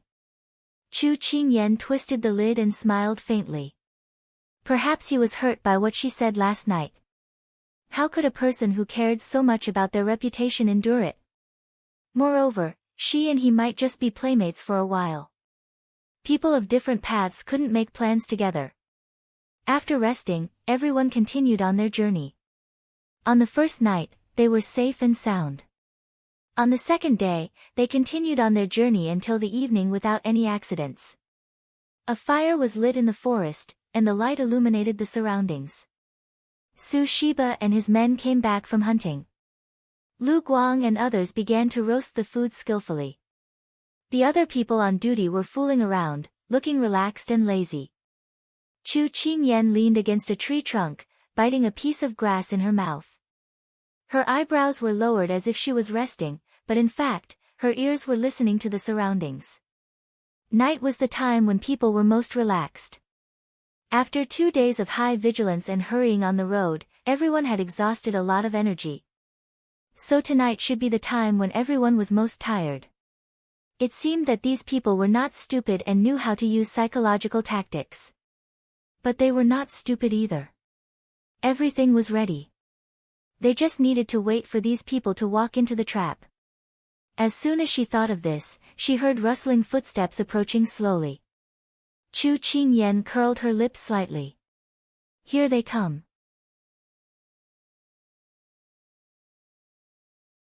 Chapter 667. The fire was sizzling. The aroma of wine and meat drifted through the forest with the evening breeze. The atmosphere was relaxed and carefree. At this moment, dozens of men in black surrounded them from all sides. Hand over the silver and we'll let you live. One of the men in black said loudly. Chu Qingyan stood up straight and patted the dust off her body. She looked a little playful. You're finally here. The men in black looked at each other. One of them said, it seems that you want to do this the hard way. We have some fine wine here. Would you like a jug as a reward? As soon as he finished speaking, the jug in Su 18's hand flew out and smashed at the person who spoke. The force of the jug was hidden. The man in black was caught off guard and was hit in the chest. He spat out a mouthful of blood. This move was undoubtedly a declaration of war. Attack! The men in black started to fight. Chu Qingyan looked at the men who were fighting and turned to ask Su Yi, can you recognize them? The voices of the 2 men who spoke just now are very familiar. And the martial arts of these men are very similar to those of the previous 2 groups. Su Yi observed for a while and replied. Chu Qingyan saw that he was rubbing his palms together and couldn't help but laugh. Go on.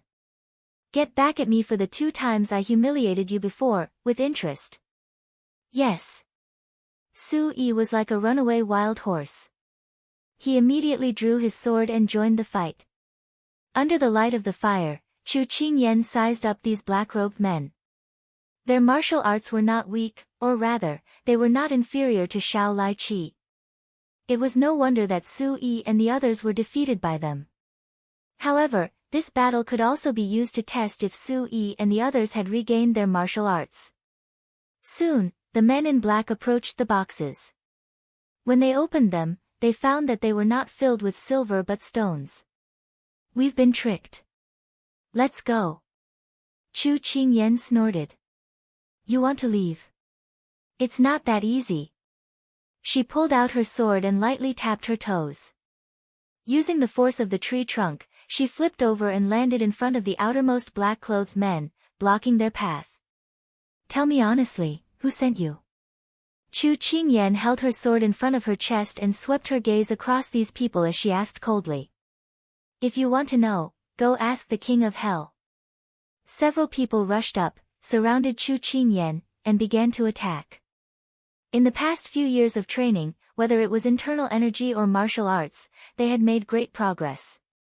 Therefore, these people were unable to gain an advantage over Chu Qingyan. She thought that this gigolo would be easy to deal with, but she didn't expect him to be even more difficult to deal with. Seeing that most of their brothers had already been dealt with, these people started to panic. This was all a scheme. They had to immediately go back and report to their master and make preparations. When one of them was sent flying by Chu Qingyan and fell to the ground, he used his hands to support himself as he climbed up. He hatefully looked at Chu Qingyan and then took out a small fist-sized object. He aimed it at Chu Qingyan's direction and prepared to press down on a protruding object. Go to hell. When that object flashed white under the light of the fire, Jean Xian cried out in alarm.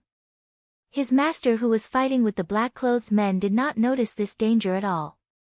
Just at this moment, a purple figure descended from the sky. The moment that object was pressed down, he made his move. A stone flew towards the black-clothed man's wrist. The black-clothed man groaned and the object slipped from his hand. But when everyone heard a "pada" sound, they knew that the switch had been turned on. The moment it landed on the ground, the black ball suddenly exploded and over 10 silver needles flew out in all directions. Seeing this, Chu Qingyan quickly pulled down the cloak on his body. Like a spinning plate, he knocked all the silver needles to the ground. At the same time, he shouted to Xiao Lai Qi, "Dodge." With that, everyone immediately raised their swords to dodge the hidden weapon. That thing did not seem to be completely turned on. It only shot out one round and then stopped. As for the black-clothed men, they had already been hit and turned into porcupines. Only then did Chu Qingyan stop in her tracks. She threw the tattered cloak in her hands onto the ground and said, "Check if there are any survivors." "Young master, no one has any breath left." Su Yi immediately reported after checking. "How many did we lose?" Chu Qingyan glanced at his men and asked. 2 heavily injured and 11 lightly injured. No one was sacrificed. Su Yi said again. Chu Qingyan then heaved a sigh of relief. These people must have underestimated them because it was too easy for them the first 2 times. As a result, they were not prepared and were quickly taken care of by them. Indeed, being arrogant brings losses, while being humble benefits. So she ordered, "Lu Guang, bring some men to clean up the area. Jean Xian, send some men to stand guard. Su Yi, take care of the injured." "Yes." The 3 of them immediately accepted the order and left. When everyone was doing their own things in an orderly manner, Chu Qingyan then turned to look at the person leaning against the tree trunk. Then, without saying anything, she walked into the forest in front. Seeing this, Higashio Motetsu also followed. In the depths of the forest, Chu Qingyan stopped and turned back to look at him. He stopped 3 steps away from her and looked at her with a puzzled gaze. The person in front of him had a devilishly handsome appearance. When he was serious, he was like a jade tree. When he was teasing people, he was frivolous. When he was innocent, he looked easy to bully, but he was actually a sly fox. Sometimes, Chu Qingyan really felt that she could not see through this person. For example, when he saved her just now. "Let me ask you, why did you save me?" Her gaze was locked on him, trying to find some clues from his expression. Higashio Motetsu smiled, "I wanted to save you, so I saved you. There's no reason." Chu Qingyan narrowed her eyes, obviously not very satisfied with his answer. "Dongting, I'll ask you one last time. What is your motive for approaching me this time?" "There's no motive. If you believe me, then believe me. If you don't believe me, then I can't do anything about it." Higashio Motetsu also stopped smiling and looked at her with a sincere gaze. Even though his words were casual, the anticipation in his tone could not be concealed. Chu Qingyan pursed her lips. The night breeze blew past the 2 of them, ruffling the corners of their crimson robes and their dark purple tassels. She suddenly remembered everything from the past. She had always been angry at him for lying to her, but after saving her twice, the resentment that had accumulated over the years seemed to have dissipated a lot. Some things gradually became clear in front of her eyes. When she had a high fever, if he had not sent her to the door of the medical center, perhaps she would have already died. The big ice cube's life was hanging by a thread, but he sent her away without telling her. If he had not told her, perhaps she and the big ice cube would have been separated forever. Also, the whereabouts of the last two herbs, he had brought her to the Blue Manor to dig up the information. She looked at him deeply, and he looked back at her with a calm expression. There were faint traces of a smile in the corners of his eyes. Sometimes, when someone gave a rose, the fragrance would not last long, but the scar that was given would always be remembered in the heart.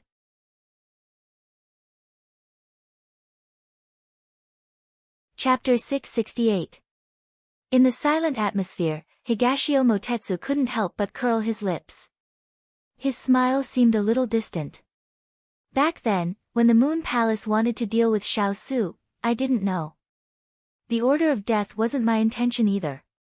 But I admit, when I heard the news, I chose to watch from the sidelines.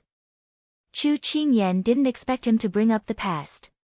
She didn't respond, but looked at him quietly. As if he wasn't trying to get Chu Qingyan's response, Higashio Motetsu continued to speak. The heart-protecting moon is a technique that I've been practicing since I was young. 5 years ago, I had already reached the last level. But because the last level of the technique was missing, my inner energy couldn't break through. So I began to search for it. In the end, I found out that it was in Xiao Su's hands. That was why we had such an unpleasant first meeting in the imperial residence. The second time we met, I discovered your identity. That was why I approached you with a motive. But in the end, I truly thought of you as a friend. He had once thought of using her to threaten Xiao Su. The opportunity was presented to him again and again. But in the end, he gave up. Because he couldn't bear it. He was afraid that the result would be something he didn't want to see. Hearing Higashio Motetsu's words, memories of the past flashed before her eyes. She had to admit that his words had moved her. Actually, it was a bit far-fetched to say that Higashio Motetsu used her. Because he never used her to achieve his own goals. Instead, he helped her many times. It was just that their positions. Who is standing behind the Moon Palace?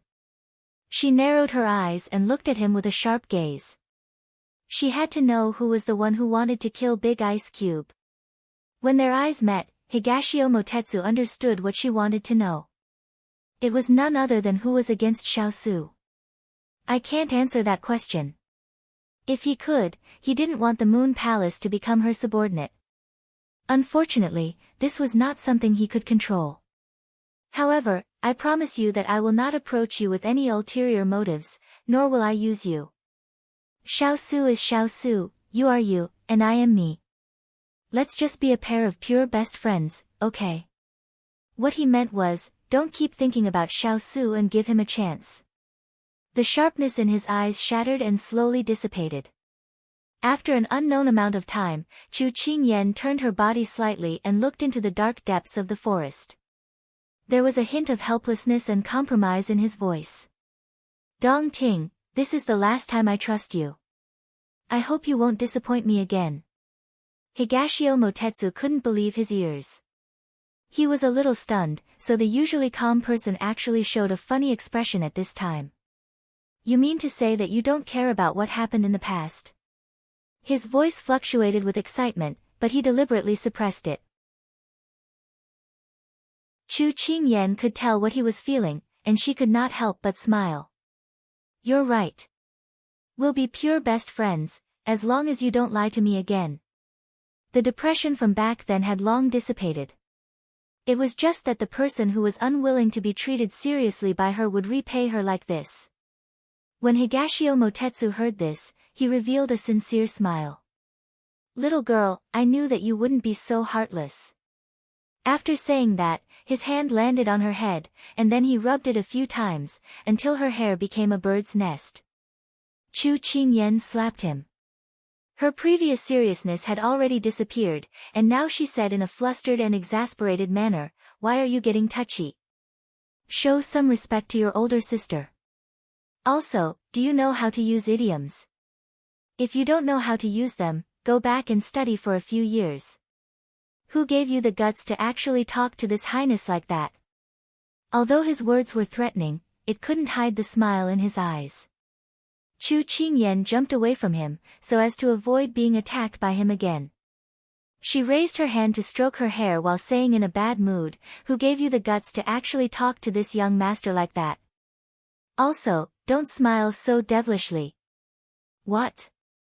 Are you afraid of being mesmerized by this highness' magnificence?" As he said that, Higashio Motetsu even shamelessly got closer to her. Chu Qingyan rolled her eyes. "You're so boring." Higashio Motetsu raised his eyebrows. "I'm happy. I still have to hurry on my journey tomorrow." "Where are you going?" She looked like she was saying, "Go where you want to be." Higashio Motetsu revealed a teasing expression. "Wherever you go, I'll go with you. Can't you speak properly?" Chu Qingyan held her forehead helplessly. She had a feeling of regret. This person was really crazy. "I don't have much to do recently. Why don't I follow you to Jiangnan to have some fun?" Higashio Motetsu smiled.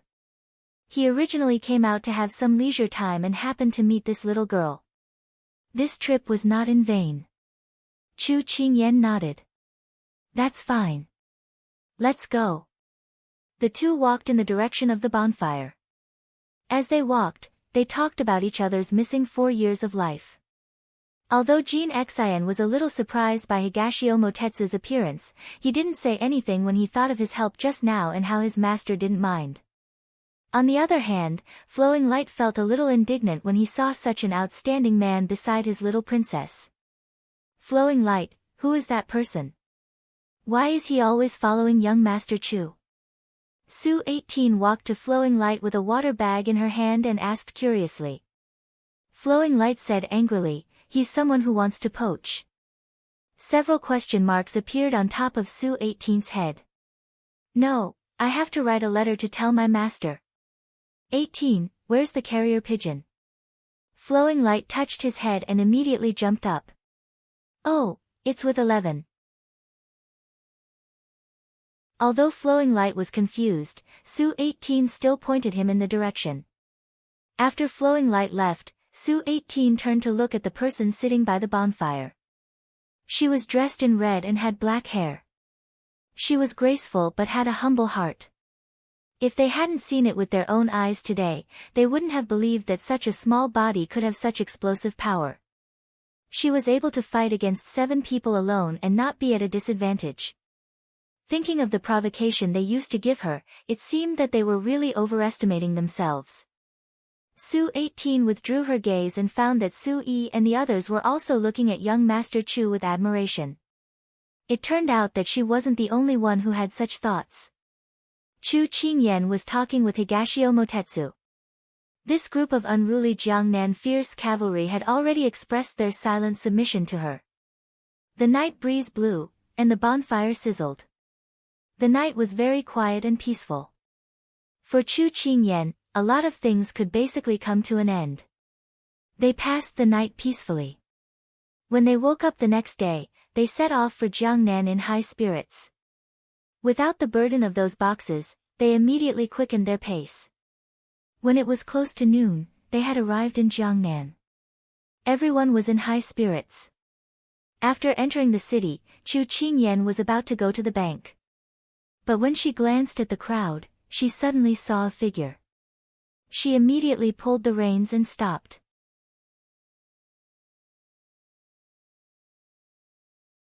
Chapter 669. After resolving the bank's crisis, Chu Qingyan thought of many things on the road. For example, Big Ice's industry. The bank's accounts were falsified, and this year, the bank lost a lot of money due to people's schemes.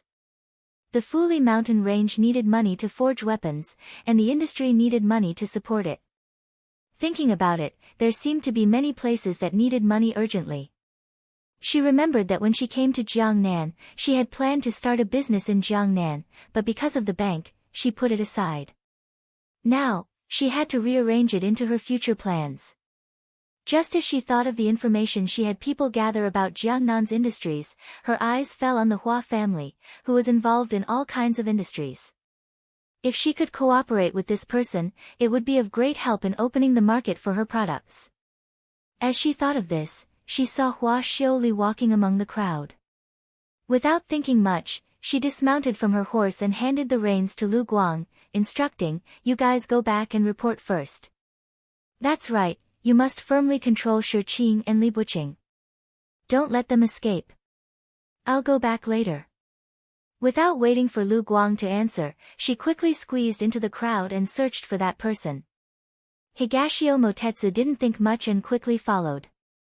He was very curious about who could make the little girl so concerned.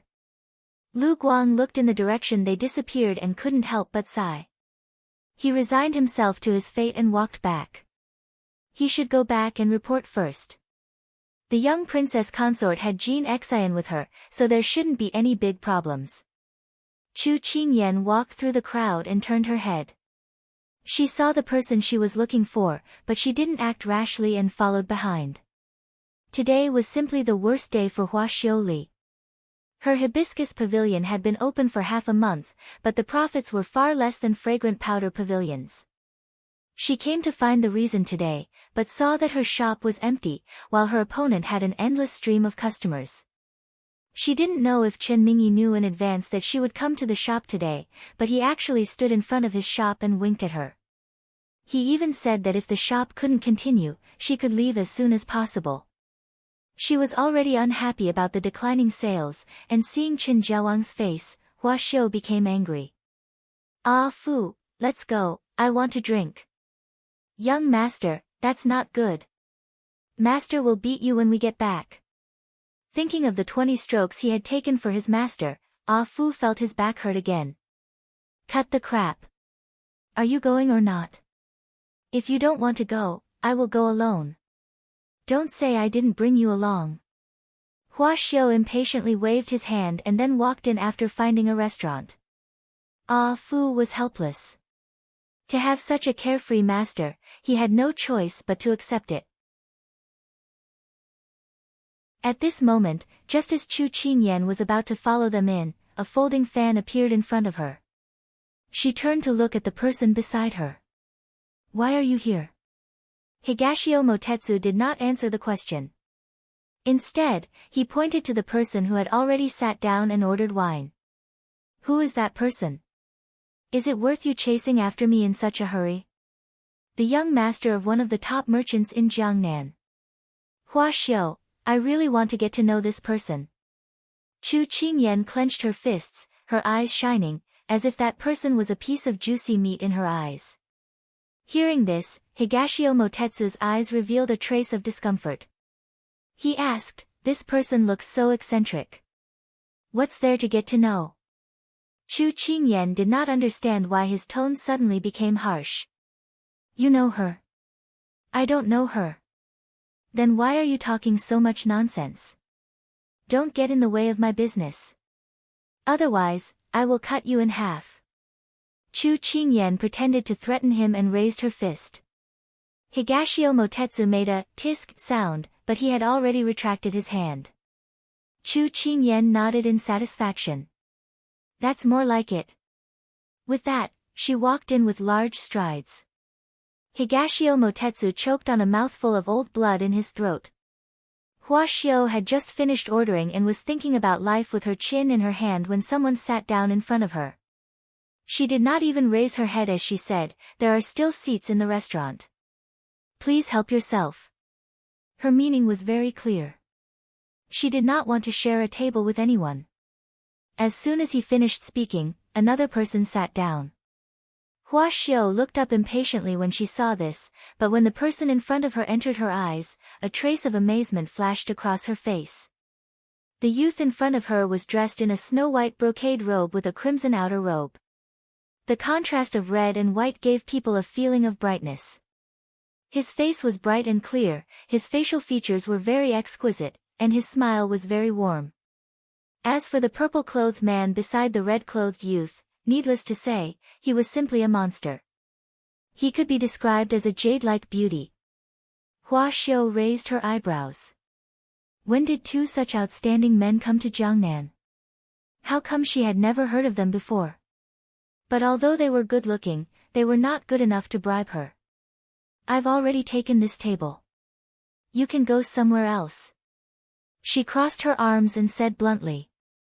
Although she knew that Hua Xiu was a woman dressed as a man, but when she met her face to face, Chu Qingyan found that this person dressed as a man was really somewhat outstanding and elegant, if one ignored the shrewdness in her eyes. Chu Qingyan had long understood Hua Xiu's personality. She looked carefree on the surface, but was actually very meticulous. Although she was 17 years old, she was very tactful. Many businessmen who had experienced hundreds of battles had been fooled by her. At this time, she was not polite and went straight to the point. This one is Chu Yan. When I first arrived in Jiangnan, I heard many rumors about young Master Hua. Chu Yan is very impressed and has long wanted to get to know young Master Hua. Unfortunately, I have not found the opportunity. Now that we met on the street, Chu Yan followed. If I have offended you in any way, I ask for young Master Hua's forgiveness. So it was because of her good reputation. Hua Xiu's displeasure faded a little, but she was not someone who could be easily fooled. People who want to get to know me are like carps crossing the river. One more is not much, one less is not much. Unless there's something special about you that I'm interested in. These words were very rude. Even Higashio Motetsu, who was sitting at the side and secretly looking at Hua Xiu, was a little unhappy. Chu Qingyan smiled and did not care at all about the other party's contempt. Her expression was the same as before. Outstanding qualities can be seen by the benevolent and the wise see by the wise. There is an ancient saying that it is a joy to have friends from afar. Meeting is fate. Young Master Hua does not need to care about those empty things. Today, this one will invite young Master Hua to a meal to honor your reputation. At this time, the waiter just happened to bring the wine pot and dishes.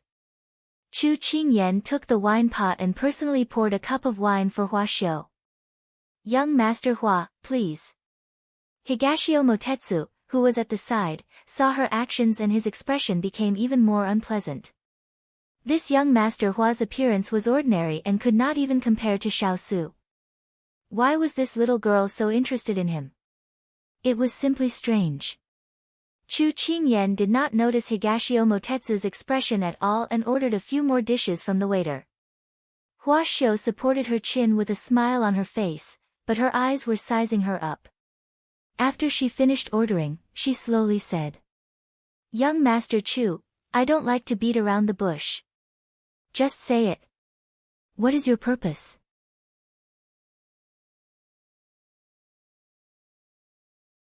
Chapter 670. So straightforward. However, Chu Qingyan was not annoyed by Hua Xiu's straightforwardness. Instead, she liked this person very much. "Young master, since you've asked, this humble one will not beat around the bush.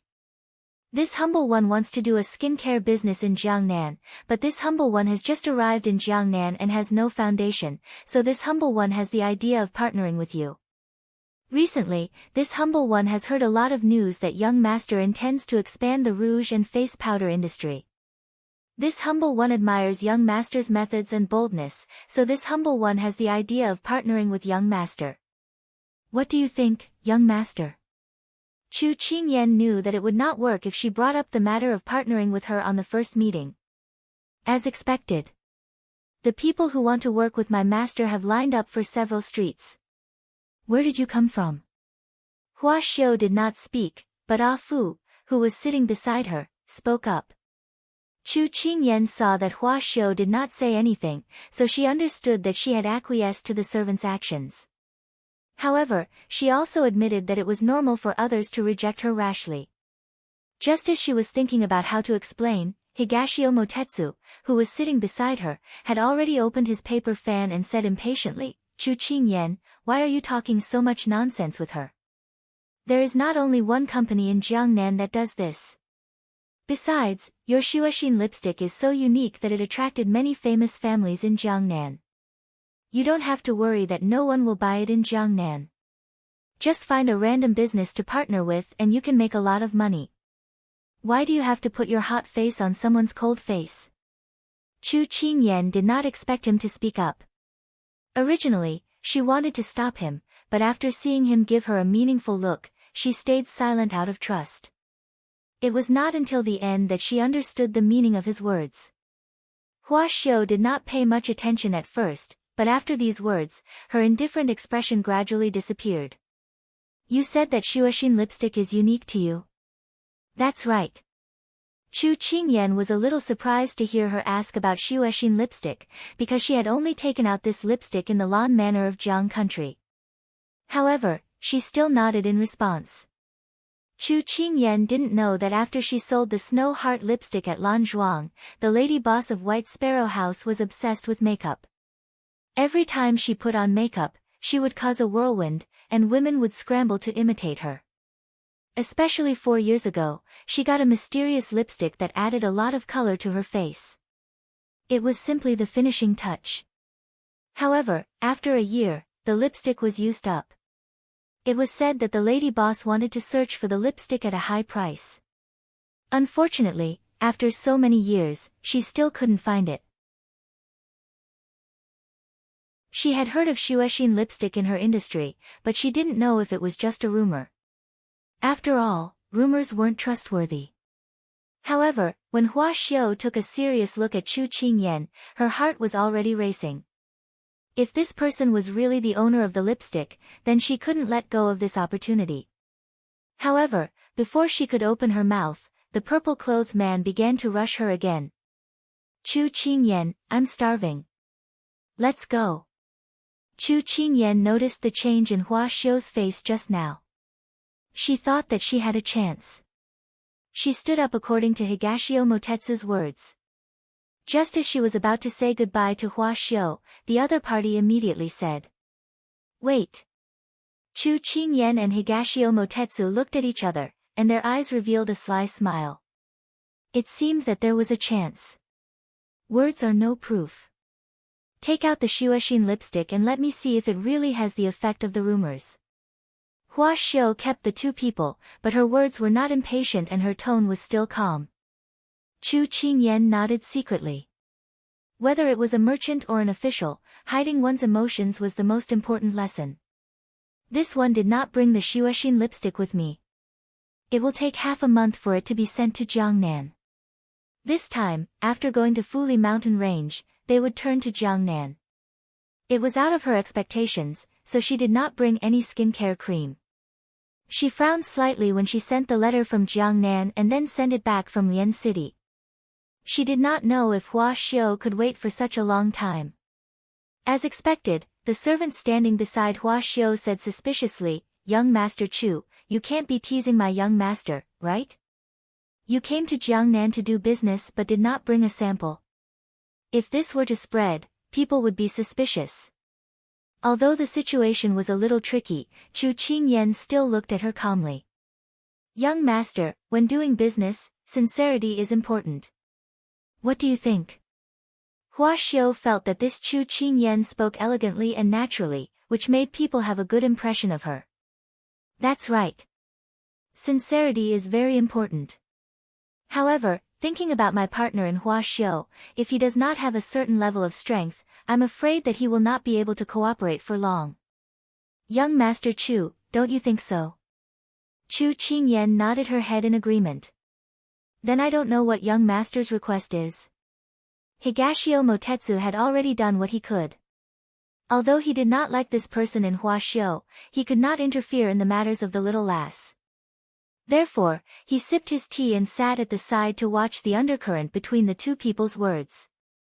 Hearing this, Hua Xiu curved her lips and propped up her chin. Her eyes spun around and Chu Qingyan could not help but think of the blue-skinned mouse who had bad intentions. How about this, I'll give you a test. If you can pass it, I'll wait for you for half a month. Chu Qingyan also became interested. There's no harm in saying it. You should know that I have a shop called Hibiscus Pavilion. Recently, the sales of this shop have been a little sluggish. If you can win against Fragrant Powder Pavilion within 3 days, then I'll admit that you have the ability to be my partner. Hua Xiu's expression did not change as she looked at her without blinking. Ah Fu, who was at the side, could not help but widen her eyes. Her master's test was too difficult. Right now, Fragrant Powder Pavilion was like the sun in the sky. Our Hibiscus Pavilion was about to close down. But after all, this was her master. She could not help an outsider. Because she had been busy with the matters of the bank recently, she did not pay much attention to Hua Xiu's shops. She vaguely remembered that when she first arrived in Jiangnan, she encountered a conflict between two shops. However, all businessmen were crafty. Chu Qingyan saw Ah Fu's expression and knew that this was not an easy task. However, she did not intend to refuse. Okay. Because of Chu Qingyan's promise, Hua Xiu was in a good mood. She did not intend to drown her sorrows in alcohol and got up to leave. Ah Fu eagerly followed behind his master, his face full of confusion. Master, although this young Master Chu's background is unknown, but isn't your test a little too difficult? Hua Xiu touched her chin and smiled mischievously. Although Jiangnan is full of outstanding people, it's rare to see someone with an outstanding temperament. Moreover, I've been looking at those old men all day long. I'm already tired of looking at them. It's rare to meet someone with a good appearance. Ah Fu heard this and could not help but shiver. Master, so this was your idea. Ah Fu thinks that the new official, Lord Lin, is also quite good-looking. Many girls like him. Hearing this, Hua Xiu's expression changed. Don't mention this person to me. He's pretending to be noble and virtuous. Just thinking about it makes me angry. Yes, Ah Fu blushed with shame. Ever since her master and official Lin had that unresolved grudge, her master did not like this official Lin very much. Sigh.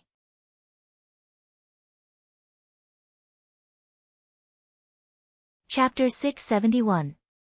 When Chu Qingyan and Higashio Motetsu walked out of the restaurant, the sky had already turned dark. Why do you suddenly want to do business? This was the most puzzling thing for Higashio Motetsu tonight. Logically speaking, with Xiao Su's wealth, he shouldn't have allowed this little lass to show her face in public. Chu Qingyan was in a good mood and smiled at him when she heard that. Is it very strange? I want to rely on my own ability to support myself, can't I? Higashio Motetsu couldn't help but be puzzled. Little lass, could it be that you lack money? Although money isn't everything, but you can't do anything without money. So I lack money. Chu Qingyan put her hands behind her back and walked forward in large strides. Actually, money wasn't very important to her, but she wasn't alone. She had to consider for her parents and also for the big ice cube. Mining and forging weapons required a large amount of money. If there was a day when they were going to fight with the people in the capital, then they must have enough money. She heard the person beside her open his folding fan with a schwa sound and winked at her seductively. If you lack money, then look for me. Although I'm not as rich as a country, but I can guarantee that you won't have to worry about food and clothing. Hearing that, Chu Qingyan laughed. Your words remind me of the second time we met. You wanted me to be your subordinate. TSK. I didn't expect that after so many years, your lines still haven't changed. He had asked her so seriously, but she had actually mercilessly laughed at him. Higashio Motetsu felt a little defeated. I'm sincere. Chu Qingyan shook her head. She was still smiling, but her tone was serious as she said, Dong Ting, thank you for your kind intentions. However, I want to go out on my own. If I need your help in the future, I won't hesitate to ask. Higashio Motetsu looked at her with a deeper expression. The little girl had finally grown up and had her own ideas. It seemed that Xiao Su had contributed a lot to this. Only he could be so assured and allow her to stumble. However, do you really think that Hua Xiu is reliable? She's a pretty good young woman. She's already taken over her family's business at such a young age, and she's able to share the limelight with the Chen family of Jiangnan. It's obvious that she's an extremely intelligent person. Moreover, I think that she's quite likable to me. She's clever, mischievous, and very clever. After we get to know each other better, she should be an easy person to get along with. Chu Qingyan recalled the confrontation with her today and could not help but smile. Later on, when the two of them got to know each other for a long time, Chu Qingyan realized that although flower sleeves looked delicate and cute, when it came to scheming against others, she wasn't cute at all. Higashio Motetsu did not think so. He felt that flower sleeves was quite an eyesore. Moreover, when they were at the dinner table, he often saw flower sleeves sizing up the little girl. Just thinking about it made his heart uncomfortable.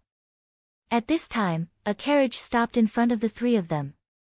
Chu Qingyan was wondering whose carriage it was when Hualing stuck his head out and greeted her. "Little young master, master saw that you didn't come back this late, so he sent this subordinate to pick you up." When she saw that it was Hualing, she couldn't help smiling. "It's not like I don't know the way. Why would I make a special trip here? Wait a moment, I'll get on the carriage." She turned to look at Higashio Motetsu. Her expression was not as bright as before. "Dong Ting, you should find a place to live in Jiangnan. Although the Moon Palace sect and the fierce cavalry have not interfered with each other these past few years, I should still avoid arousing suspicion. So, I can't invite you to live in the private bank." The restaurant's lights shined through the windows and fell between the two of them. The faint light mixed in with the night breeze made it a bit cold. The light and shadow overlapped on their faces, so Chu Qingyan could not see the person in front of her. Inviting a good friend to live in one's home was a kind of courtesy, but Chu Qingyan considered the two of them status, so she could only make it clear. She felt sorry for Higashio Motetsu. But whether he was angry or not, she would not change her mind. At this moment, she saw him put away his folding fan and slightly tilted his face. The night light circled around his almond-shaped eyes and his smile rippled. It was as if a rich and beautiful peony painting had been opened. The endless stream of traffic and the beauty of Jiangnan was overshadowed behind him. Chu Qingyan suddenly felt that even the cold wind passing by them couldn't help becoming gentler. Just as she was slightly stunned, he smiled and said, "It's not easy to be friends, but it's not easy to come by, so you have to cherish it even more, right? Alright, you should go back quickly. It's not early anymore. You've been on the road for so many days, so you should rest well. I have a place to stay in Jiangnan. When the time comes, I'll have Zimo tell you the address. You can go in peace."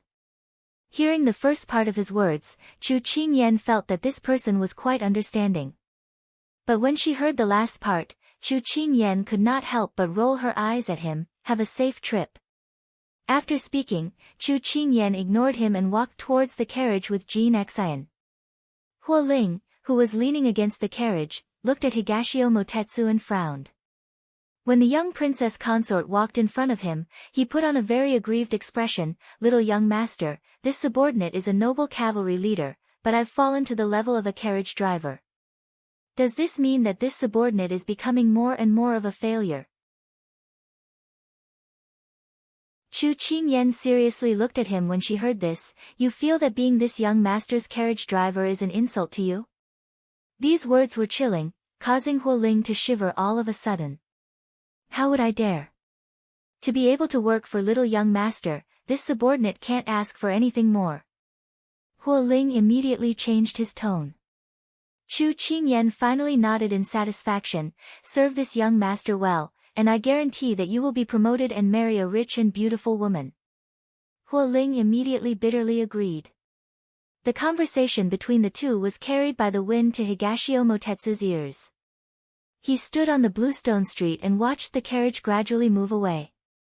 His lips curled slightly. He still remembered when he first met her, the little girl had not entered the eyes of these proud and fierce cavalry.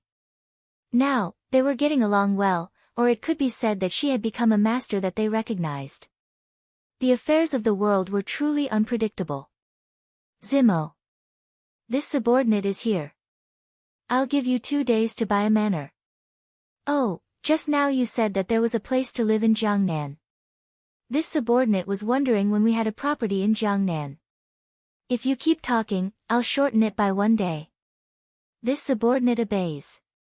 It was a bit boring on the way back, so Chu Qingyan casually chatted with Huoling. How has the bank been recently? She randomly asked a question. Business is going smoothly. The people from Facing Moon restaurant have already been detained. Shi Qing and Li Buqing have also been locked up. Things are progressing very smoothly. Huoling began to talk about the things that happened in the bank when she left. She couldn't tell that Huoling was a chatterbox. Chu Qingyan nodded and seriously listened. At the end, Huoling's tone suddenly changed, but recently, Master's mood hasn't been good. Why? Chu Qingyan was puzzled. Huoling turned to look at her and said in a hesitant tone, it seems to be because of little young Master. Ah.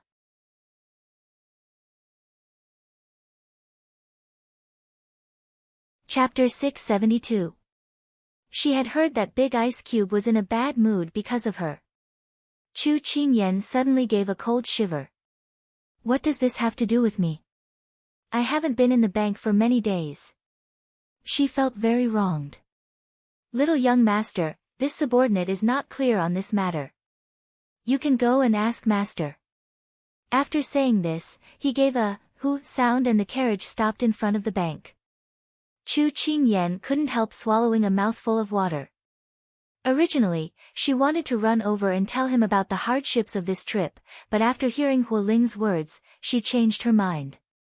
She thought that it would be better for her to go see the big ice block tomorrow and report about what happened on this trip. But when Chu Qingyan came in, she saw Turin standing on the side.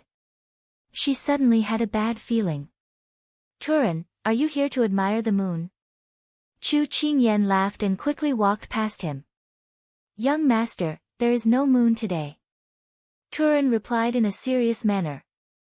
Chu Qingyan gave a laugh and prepared to muddle through, I was mistaken. You can continue with your work, I'll go back first. I've been on the road for a long time and I'm tired to death. She said this as she walked inside, but it was a pity that Turin's soul-chasing voice could still be heard.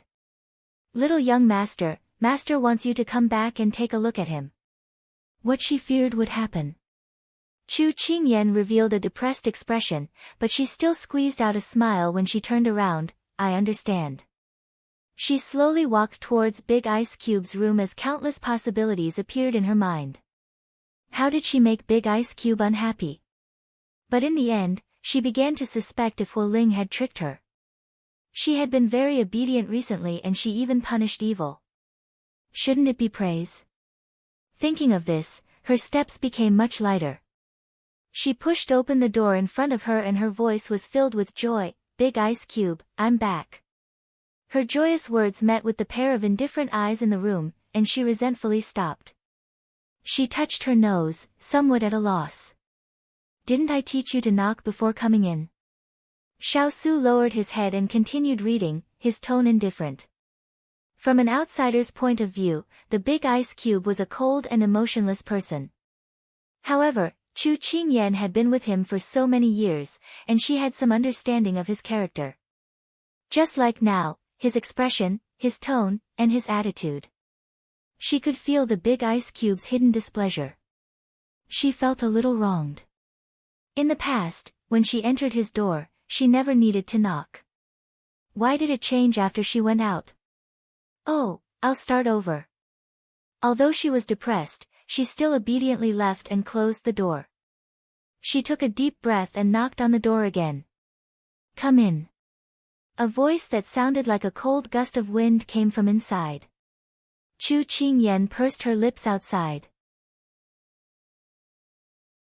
The weather had finally warmed up, but it was cooled down by the Big Ice Cube. She pushed the door open and walked in. When she stood in front of him, she asked curiously, Big Ice Cube, why are you looking for me? Did you run into those bandits? The person in front of her was still focused on the book in his hand and asked without looking up. Chu Qingyan was slightly taken aback by his somewhat distant tone. She thought she had heard wrongly. After a moment of shock, she told him everything that had happened on the way here in detail. Although Flowing Light had already written a letter back, a letter could not be compared to an oral account. During the narration, Chu Qingyan secretly observed the person in front of her. Unfortunately, he was sitting sideways on the chair and happened to block the candlelight. The expression on his face was covered by the shadow, and she could not see clearly. However, she could vaguely feel that Big Ice Cube was not actually listening to her. After he finished speaking, his originally relaxed and happy mood had now turned into a somewhat fearful one. Big Ice Cube, that's all. Are you sure that's all? His voice was very soft, but it was mixed with a strong sense of disbelief. The moment he finished speaking, Chu Qingyan subconsciously looked at him. The person sitting in the shadows only had a pair of sharp eyes that sent chills down her spine. This was not the first time she had seen Big Ice Cube like this. In the past, she had always been a bystander. She did not expect that one day, he would also treat her like this. That's all. What else could there be? Chu Qingyan was confused. As soon as the words left her mouth, Chu Qingyan clearly felt the temperature in the room plummet. It was too scary. She had inexplicably angered Big Ice Cube. What exactly did she do to anger the heavens and the people? She felt that Big Ice Cube was really too strange today. It was as if he was a completely different person from usual. She pursed her lips. Standing like this was not a solution. She had to choose a roundabout strategy. Thus, she walked around the desk and went straight behind him. As usual, she wanted to reach out and hold his hand. Big Ice Cube, what's wrong with you today? Why are you denouncing me as soon as you come back? Her soft tone had a hint of coquettishness. If it was any other day, once she admitted her mistake, Big Ice Cube would have already given up on pursuing her. But it seemed that it did not work today. Xiao Su raised his hand to avoid her touch. His face was dark as his gaze met her eyes. Qingyan, are you sure you told me the truth? Her hands hugged empty air and she looked a bit disappointed. When she heard his question, she was even more confused. Xiao Su originally wanted to wait for her answer, but when he saw her helpless and hurt appearance, a sense of defeat suddenly surged in his heart. There's nothing else. You can go back and rest. He placed the book in front of him again and lowered his head to read it. Chu Qingyan felt her nose sting a bit. She had been tense for the past few days because she wanted to help him deal with the situation in the bank. She had come back covered in dust, but she did not want any praise from him because she already felt that she was one of them. She did things for her own people, so there was no need for these formalities. But when she came back, what greeted her was not concern, but rather cold questioning. Her heart fell to the bottom. She really wanted to ask what she had done wrong, but when she met Big Ice Cube's cold eyes, she couldn't bring herself to say anything. I'm going back. She lowered her head in response before quickly turning to leave. Her lowered voice was filled with suppressed sadness. When it fell into Xiao Su's ears, it was like a needle piercing his heart. When the door was closed, he put down the book in his hand. The page was still on the page she had turned when she came in. He had been distracted tonight. He had just wanted to hear her explain the things in the letter, but she had not told the truth. The feeling of being hidden from him made him feel very uncomfortable. Adding on what Father Chu had said last night, he had been thinking about how to treat the little fellow. It was a pity that everything seemed to be the opposite of what he had expected. No matter what problem he had solved in the past, he could calmly deal with it. It was a pity that all his self-control did not work on the little fellow. Thinking of how the little fellow had been injured, he could not help but put his hand on his forehead as a defeated expression appeared on his face.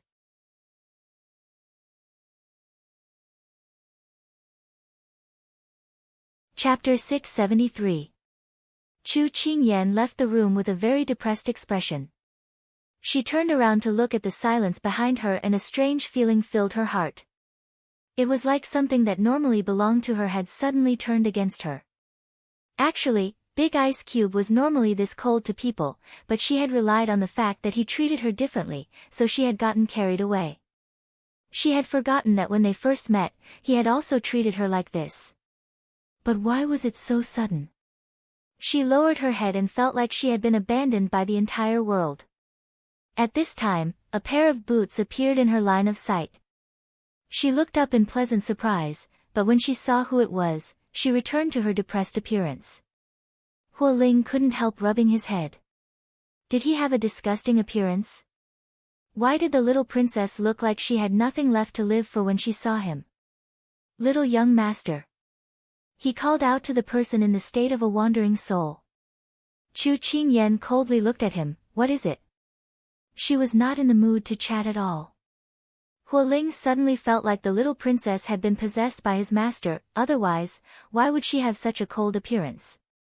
It's like this, old Master Chu and old Madam Chu have both come to Jiangnan. They were just talking about you, do you want to go see them now? What? My father and mother came to Jiangnan? Where are they now? Chu Qingyan's eyes instantly lit up. The sadness from before was replaced by a strong sense of dependence, like she had found a safe haven to rely on. They're in the yard next to young master's. Hualing had just finished speaking when there was a small whirlwind in front of him and he disappeared in the blink of an eye. He couldn't help smiling. Look at how anxious the little princess was. At this time, he put away his smile and knocked on the door. When the person inside responded, he pushed open the door and walked in. At this moment, the room was dimly lit, giving people an illusion of desolation. Hualing looked behind the table, leaning back in the chair with his eyes closed as if he was resting. Master? Hualing softly called. What is it? Xiao Su did not open his eyes as he casually replied. Hualing couldn't help being stunned. His master's answer was exactly the same as the little princess. He didn't pause for too long and chose his words carefully. Master, just now this subordinate saw the young princess Consort standing outside the door. She seemed to be very sad. Did something happen? He was only a few steps behind the little Wang Fei. As soon as he arrived, he saw her on the verge of tears. This was a rare sight. In the past, no matter how harsh Xiao Laiqi's training was on her, she would always smile and bear it. Other than the time when Master was injured and she cried so sadly, he had never seen the little Wang Fei reveal such a weak side. Hearing Hualing's words, Xiao Su slowly opened his eyes. The sharp light in his eyes gradually dissipated in the darkness. Hualing, who was waiting for his master's reply, stood there for a long time in silence. He was a little puzzled and couldn't help but raise his head to look at his master. He saw that his master's eyebrows were faintly troubled, as if he was thinking about something. Generally, when a master showed such an expression, it meant that he was thinking about something important. Hualing didn't dare disturb them and planned to quietly leave. Just as he took a step away, a clear and cold voice reached his ears. Is she very sad? There was a nervousness in his voice that others couldn't detect. Hualing thought he heard wrong and dug his ears. However, when he met his master's gaze, he shivered and immediately replied, this subordinate thinks it should be. Adhering to the creed that he shouldn't speak too much, Hualing looked down and didn't look sideways. Xiao Su's eyes revealed a trace of annoyance. In the end, he still hurt the little fellow. He had never been so indifferent to her before. He didn't know how the little fellow was doing now. Hualing was thinking about whether he should leave or not when an inconceivable question came crashing down. Hualing, if you met someone that you didn't know what to do, what would you do? Jie, master, did you ask the wrong person? But from the corner of his eyes, he saw that his master was still waiting for his answer. Hualing braced himself and analyzed the meaning in his master's words. Didn't know what to do. Did his master mean that he met an evenly matched opponent? That's not right. If it was an opponent, how could his master reveal such a confused expression? Hualing suddenly thought of the little princess who had just left and suddenly understood. Was his master asking about how to treat the little princess? But this question, Hualing replied with a sullen face, Master, to be honest, this subordinate has spent all these years with the fierce cavalry. This subordinate doesn't understand the feelings between men and women at all. Seeing Hualing look like he had been struck by lightning, Xiao Su instantly dispelled the idea of asking him. He inexplicably felt that he was very funny, actually turning to any doctor in a desperate situation. I know, you can leave. Xiao Su waved his hand, looking a bit unnatural. He had only asked this question because he had lost his mind. Huo Ling was about to leave when he heard this, but he took his foot back. He rubbed his head and glanced at his master before boldly speaking, Actually, master, if you don't know how to treat the little princess, you just need to treat her well. Haven't you and the little princess been like this all these years? Xiao Su felt that Huo Ling's words were the same as not saying anything. There was no constructive meaning at all. Huo Ling realized that he had said something useless. He gave an embarrassed smile and planned to slip away. Wait. Huo Ling respectfully stood up when he heard this. Master, what other orders do you have? What is Qing Yan doing right now? Xiao Su asked. Just now, this subordinate told young princess that old Master Chu and his wife came to Jiangnan, so young princess impatiently went to find them. Thinking about it, they should be with old Master Chu and his wife right now. Huo Ling reported truthfully.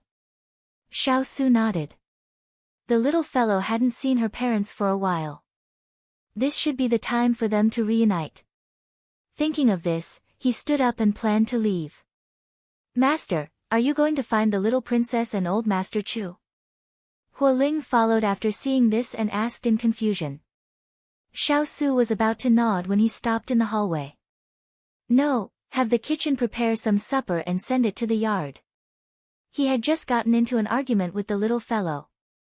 If he went over now, he would definitely make her unhappy. Huo Ling did not notice his master's strangeness and said with a grin, Master, if you send someone to bring old Master Chu and old Madam Chu over, the little princess will definitely be very happy. I hope so. Xian Mo's eyes gradually darkened with the night and there was a powerless confusion in her deep eyes. He had not thought of how to handle the relationship between the two of them, but he seemed to have made her run away in anger first. He was a bit regretful of his actions just now, but he could not stand the little fellow's deceit. Little fellow, what should I do with you? Xiao Su had encountered the biggest conundrum of his life.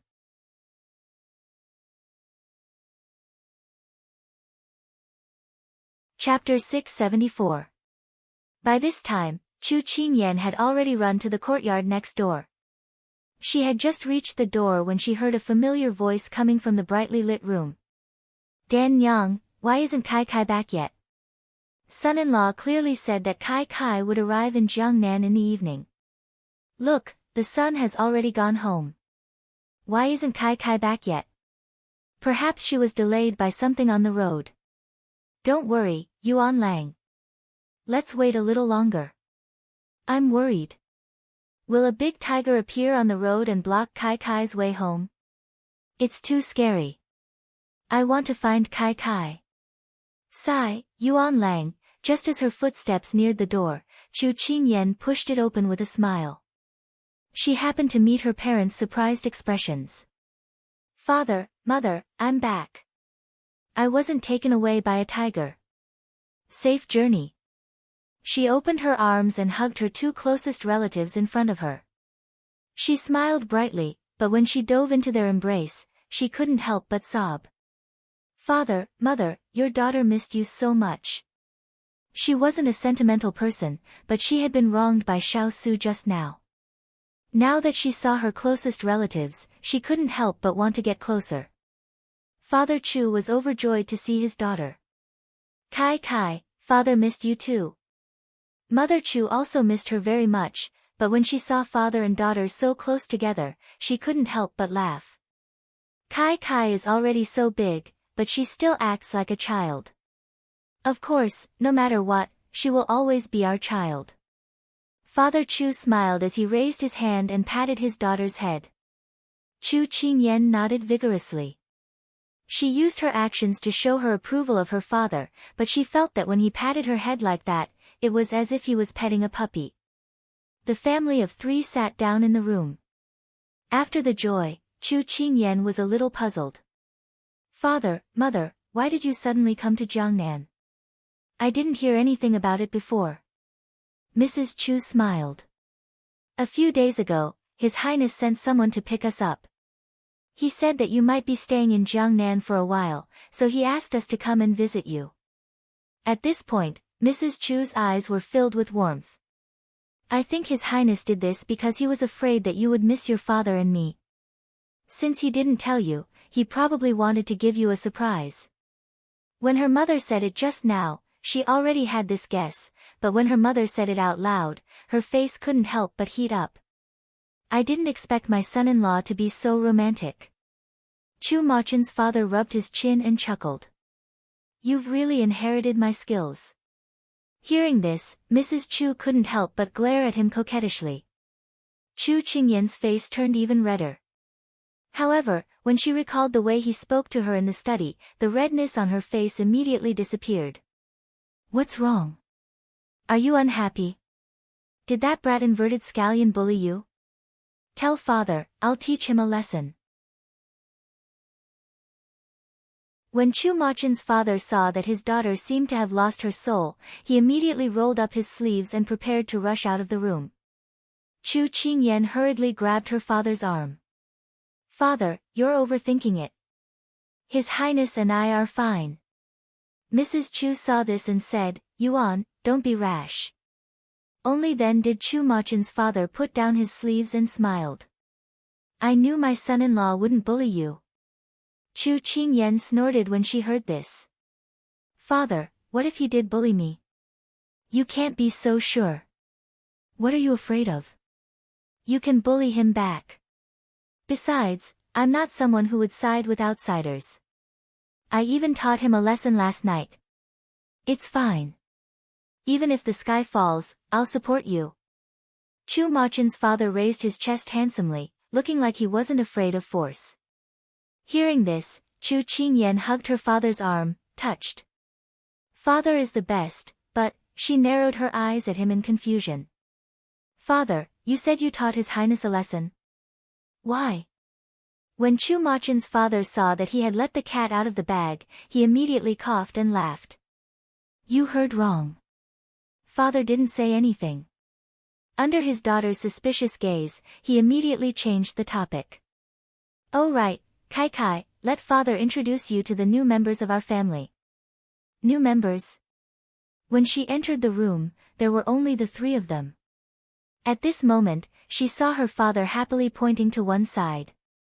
Dang, dang, dang. Xiao Fan, and Xiao Fan's three precious children. Chu Qingyan looked in the direction of her father's finger in confusion. When she saw the children clearly, her eyes couldn't help but widen. This is, snow white fur, sharp eyes, languid and noble. The white dogs that father adopted. Chu Machen's father boasted, then called out, Xiao Fan, come over and look at my daughter. She's much prettier than your three children. When Chu Qingyan heard this, the corners of her mouth couldn't help but twitch. Compared to an animal, she was speechless. Unfortunately, Xiao Fan didn't even want to acknowledge her father. Chu Qingyan found it funny and couldn't help but walk over to Xiao Fan, who was lying on the ground. When she got closer, Chu Qingyan saw the three children nestled in Xiao Fan's arms. When she approached, the three of them raised their heads at the same time, and their grape-sized eyes rolled around to look at her. What adorable puppies! Chu Qingyan was immediately charmed by their adorable looks and squatted down to hug them. Chu Machen's father cried out in alarm and wanted to stop her. These were not to be touched. But what stunned Chu Machen's father was that the little white balls had voluntarily left their mother's arms and jumped onto his daughter's lap. Xiao Fan also stood up and rubbed against his daughter's hand. Chu Machen's father felt very hurt. Xiao Fan, I was the one who picked you up and brought you home. What do you mean by this? Seeing the little white balls rubbing against her body, Chu Qingyan was in a good mood. She turned around and said, Dad, this is called animal affinity. Xiao Fan, who was cold and arrogant, licked Chu Qingyan's hand as if acknowledging her words. This made Chu Machen's father feel even more deflated. Where did you pick them up? They're so cute. Chu Qingyan asked curiously. Chu Machen's mother replied with a smile, a few days after you left Lian City, your father went hiking. On the way, he saw Xiao Fan lying on a rock injured, so he brought it home. Within 2 days, it gave birth to 3 babies. But it's strange. Xiao Fan isn't very close to people, but it hit it off with you. She didn't expect that to be the case. She patted Xiao Fan's head and said with a smile, I wanted to raise a few cats and dogs in the past, but I didn't have any. Xiao Fan is with us. It's pretty good. It can relieve your boredom. Cats and dogs? Xiao Fan raised its head in disdain. Right at this moment, someone knocked on the door. Chu Machen's mother opened the door and saw Xining. Master, old Master Chu, old Madam Chu, this is the supper prepared by the kitchen. I brought it over. Xining walked into the room and said with a smile. Chu Qingyan stood up with the 3 babies in her arms. She pretended to be angry and said, Xining, why didn't you tell me that you came to Jiangnan? Do you still regard me as your master? Xining immediately stepped forward and explained innocently, it's His Highness's order. I thought you knew. Chu Qingyan waved her hand. Forget it. I'll let you off this time. The family sat down to enjoy the supper. Just as they were enjoying themselves, Chu Machen's father suddenly asked, Daughter, when are you going to give birth to a chubby grandson with me?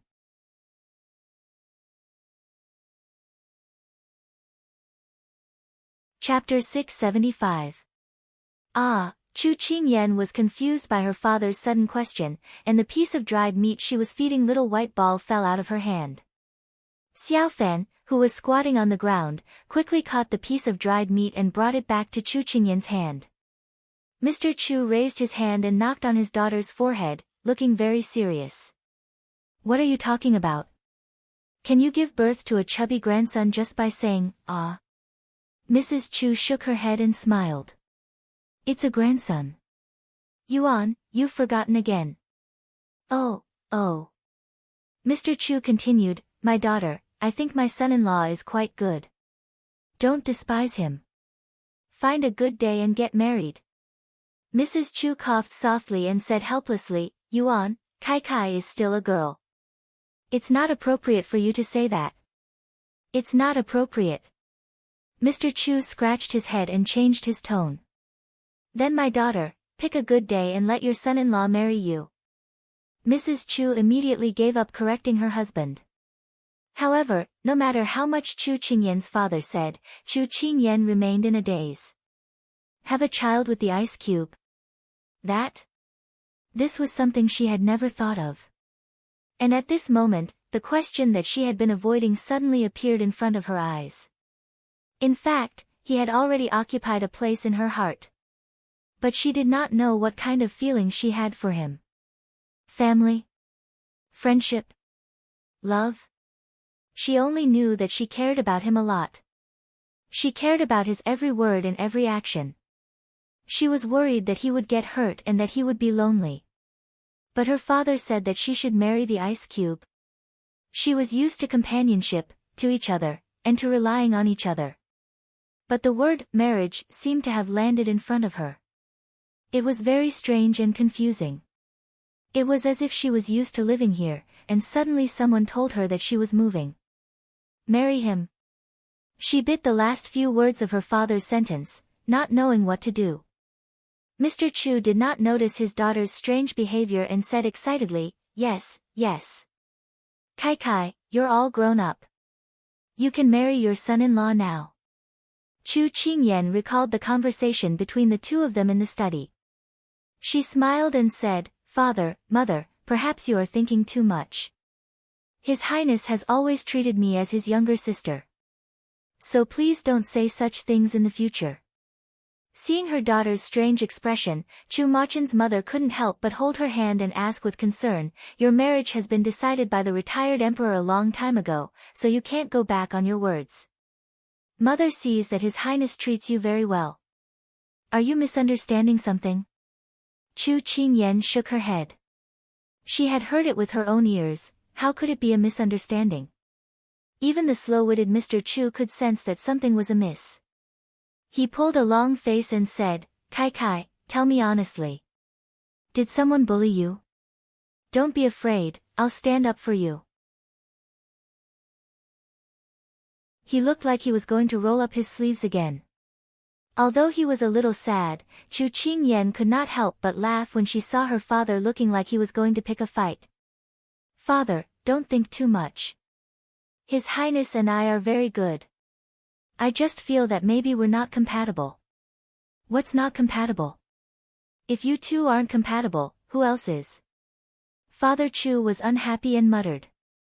He turned his back to the mother and daughter and walked away gloomily. Chu Qingyan saw her parents' worried expressions and felt a little guilty. But this was between her and the ice cube, so she could not explain it to others. At this moment, Mrs. Chu patted her daughter's hand and said gently, "Did something unpleasant happen between you and His Highness?" Chu Qingyan shook her head against her will.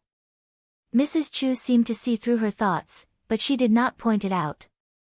She said gently, "Kai Kai, I've lived for more than 30 years. I've experienced too many things. I've tasted the fickleness of human nature, rich and poor. Maybe I'm not a smart person, but I still have a good eye for people." Chu Qingyan was a little confused. She did not know what her mother was going to say, but she still looked up and listened carefully. The little white balls in her arms also imitated her actions and looked up to listen carefully. "When I first found out that you were going to be married to His Royal Highness, I felt like the sky was falling down. Why is fate so unfair? It's not enough to torture me and Yuan Lang, but it's even worse for you. You're only 10 years old, an age when you don't know anything. How can you be betrothed to the King of England, who's rumored to be cruel and bloodthirsty? I felt like I've made the wrong choice. But later, we spent some time with the King of England and realized that he's not as scary as the rumors say. On the contrary, he's very attentive to our family. He knows that your father's legs are uncomfortable in the cold winter, so he asked Ethereal to make 2 pairs of knee pads. The food in the kitchen are all your father's and my favorite. Every once in a while, the wood spirit will send some new toys for your father to play with. He takes care of all aspects of food and clothing. He's even better than you, our biological daughter. You can say that he's like half a son to us." When Mrs. Chu talked about these things, her expression couldn't help but soften, and her tone was filled with relief. She didn't expect that the big ice cube had silently done so much for her parents without her knowledge. She was both moved and emotional. "Then we can treat His Highness like a son. He hasn't enjoyed family affection since he was young, so he must treat you as his elders." As soon as she finished speaking, her mother gently pinched her nose. "Silly child, if it weren't for you, do you think that His Royal Highness would put down his pride and do so much for us?" Mrs. Chu glared at her. She was speechless. "I've never interfered in your relationship before because I thought that when you grew up, everything would fall into place. But just because I don't care, it doesn't mean that I can't see the hesitant relationship between the two of you. His Highness is a reliable man. He's responsible and capable, and he handles things appropriately. I approve of him as my son-in-law, but I don't think that we're trying to climb up his social ladder. Our daughter is also very smart and clever. I'm not saying all this to force you. I just want you to see your heart clearly and cherish the people in front of you. Sometimes, if you're still the same person after going around in circles, why don't you make up your mind in advance?" Mrs. Chu reached out and hugged her daughter in front of her, speaking sincerely. "Mother, your daughter doesn't understand." Chu Qingyan leaned into her mother's warm embrace, frowning as she spoke in confusion. "What don't you understand?" Mrs. Chu's expression softened. "Can I stay by His Highness' side like this forever? I don't want any status, I just want to be like this." Because the big ice cube only treated her as a younger sister, she chose to avoid these things. "Silly child, Huling and the others can also stay by His Highness' side forever. If you think like this, then what's the difference between you and Huling and the others?"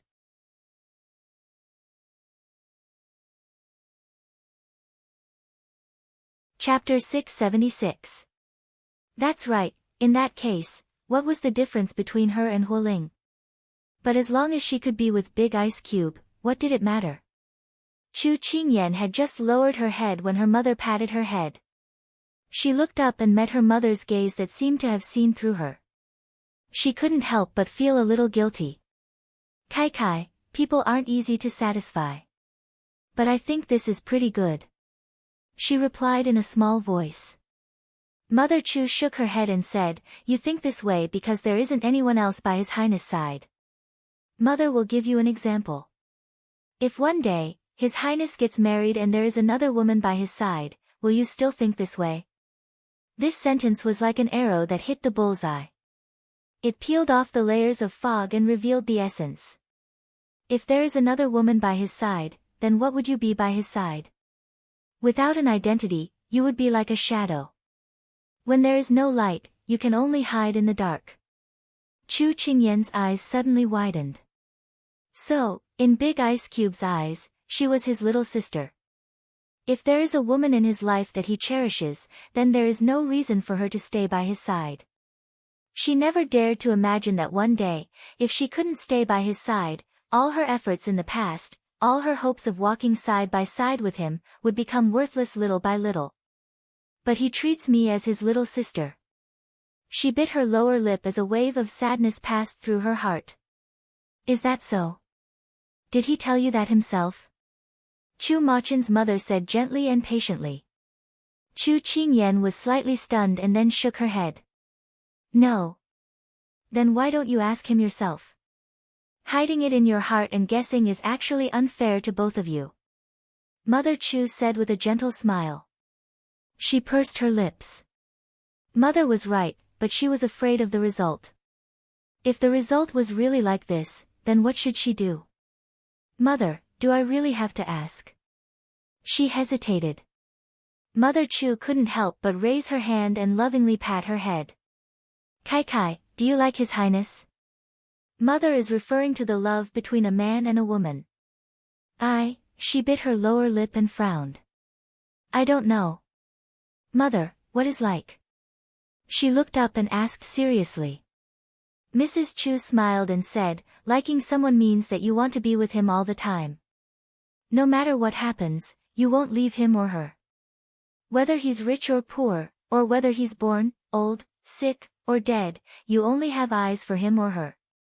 Are you and Daddy like this too? She was like a curious baby. As soon as her voice fell, she saw that her mother's cheeks were slightly red, which was very moving. Yes. She heard her mother's sweet and timid reply. Chu Qingyan's eyes were slightly wet. Her mother, who was born rich, married her father. She stayed at home when he was fighting on the battlefield. She didn't leave him when he was injured and became stupid. She didn't abandon him when he was driven out of the house. In fact, there was no need to ask. She could feel it with her eyes. Mother, I'm very envious of you and Father. She leaned into her mother's embrace, her voice filled with longing. Silly child, what's there to be envious of? You and His Highness will be the same. Mother, why do you believe in me and His Highness so much? Mother has eyes to see. So Chu Qingyan drifted back to her room like a wandering ghost. She didn't regain her senses until she put the hot towel on her face. At this time, a noise from the room attracted her attention. She turned her head and saw that one adult and 3 children, who were in her parents' room just now, were squatting by her feet. Chu Qingyan couldn't help but widen her eyes. Xining, why are Xiao Fan and the others here? Xining, who was making the bed, couldn't help but smile when she heard this. Mistress, you've been too distracted. You only just noticed their existence. When you left Master Chu's room just now, they followed you. It seems that they really hit it off with you. After knowing the reason, Chu Qingyan lowered her head to look at the family of 4 who kept looking at her. She felt that it was a bit inconceivable. You want to live with me? She just casually asked and didn't expect them to understand. She didn't expect that the 3 little ones would run over and rub against her calf. The older one also didn't seem to object. Chu Qingyan couldn't help but feel that these little ones were quite human. So she ordered Xining to prepare a nest for these little ones. Then she changed her clothes and prepared to rest. She had been running around for the past few days and should fall asleep as soon as she hit the bed, but she couldn't fall asleep. In the end, she simply hugged the quilt and sat up. She put her chin on her knees and fell into deep thought. Should she ask Big Ice Cube? But what if the answer was yes? Then what should she do? No, did she like Big Ice Cube? All the questions gathered into a messy ball of yarn, but she couldn't find the end of the thread. It only became more and more messy. She scratched her hair into a chicken's nest and finally resigned herself to lying in the quilt. Forget it, she would ask him tomorrow morning if he treated her like a child or a little sister. If that was the case, she would quietly accompany him. If one day she had to leave him, then she would be prepared. Then if he didn't, she scratched her head and couldn't think of a reason. After the answer came out, she would think about what if he didn't treat her as a little sister. However, she wouldn't be nice to him from the start. Who told him to be so fierce to her today? She would give him a taste of his own medicine. After making the decision, Chu Qingyan fell asleep in a daze. On the other side of the bank, there was also a person who couldn't sleep at night. Xiao Su was holding a teacup in his hand. The tea in the cup had already turned cold, but he didn't know. At this time, he was in a difficult situation. In the past, if he encountered a difficult problem, he would always gather his aides to discuss it together. For example, how to discipline the child 5 years ago. But now he couldn't do the same thing again. Because he couldn't test his aides on how to deal with the relationship between a man and a woman. If this spread out, it would damage his image in front of his subordinates. So the first person Xiao Su thought of was Yiling Feng. In the past, he was the one who wandered among the flowers. Now that he was married and had 3 children, he should have more experience than him. But when he picked up the brush, Xiao Su felt that distant water couldn't quench his thirst, so he put it down again. He rubbed his forehead. He felt that this matter really made people feel helpless. It was better to deal with military matters. Moreover, he felt that he had to be serious and careful about this matter. Thinking of how he made the little fellow sad today, he felt a bit of regret. At this time, he thought of a person and couldn't help standing up. Huo Ling, this king needs to go out. Huo Ling was a bit surprised when he heard this. It was almost the middle of the night. Master, you've been sitting here all night and you still have the mood to go? It was a pity that his master had already opened the door and left. Although he was confused, Huo Ling still immediately followed. The most beautiful moment wasn't the moment when they held hands, but rather the hazy journey towards the other party. You're tuning in to the Blissful Bookshelf YouTube channel. We're so grateful for your support and don't forget to subscribe to join us on this incredible journey through captivating stories. Your generosity through donations truly makes a world of difference, as it's the primary source of revenue that allows me to expand and enhance this channel for you. Thank you from the bottom of my heart for being a part of this adventure.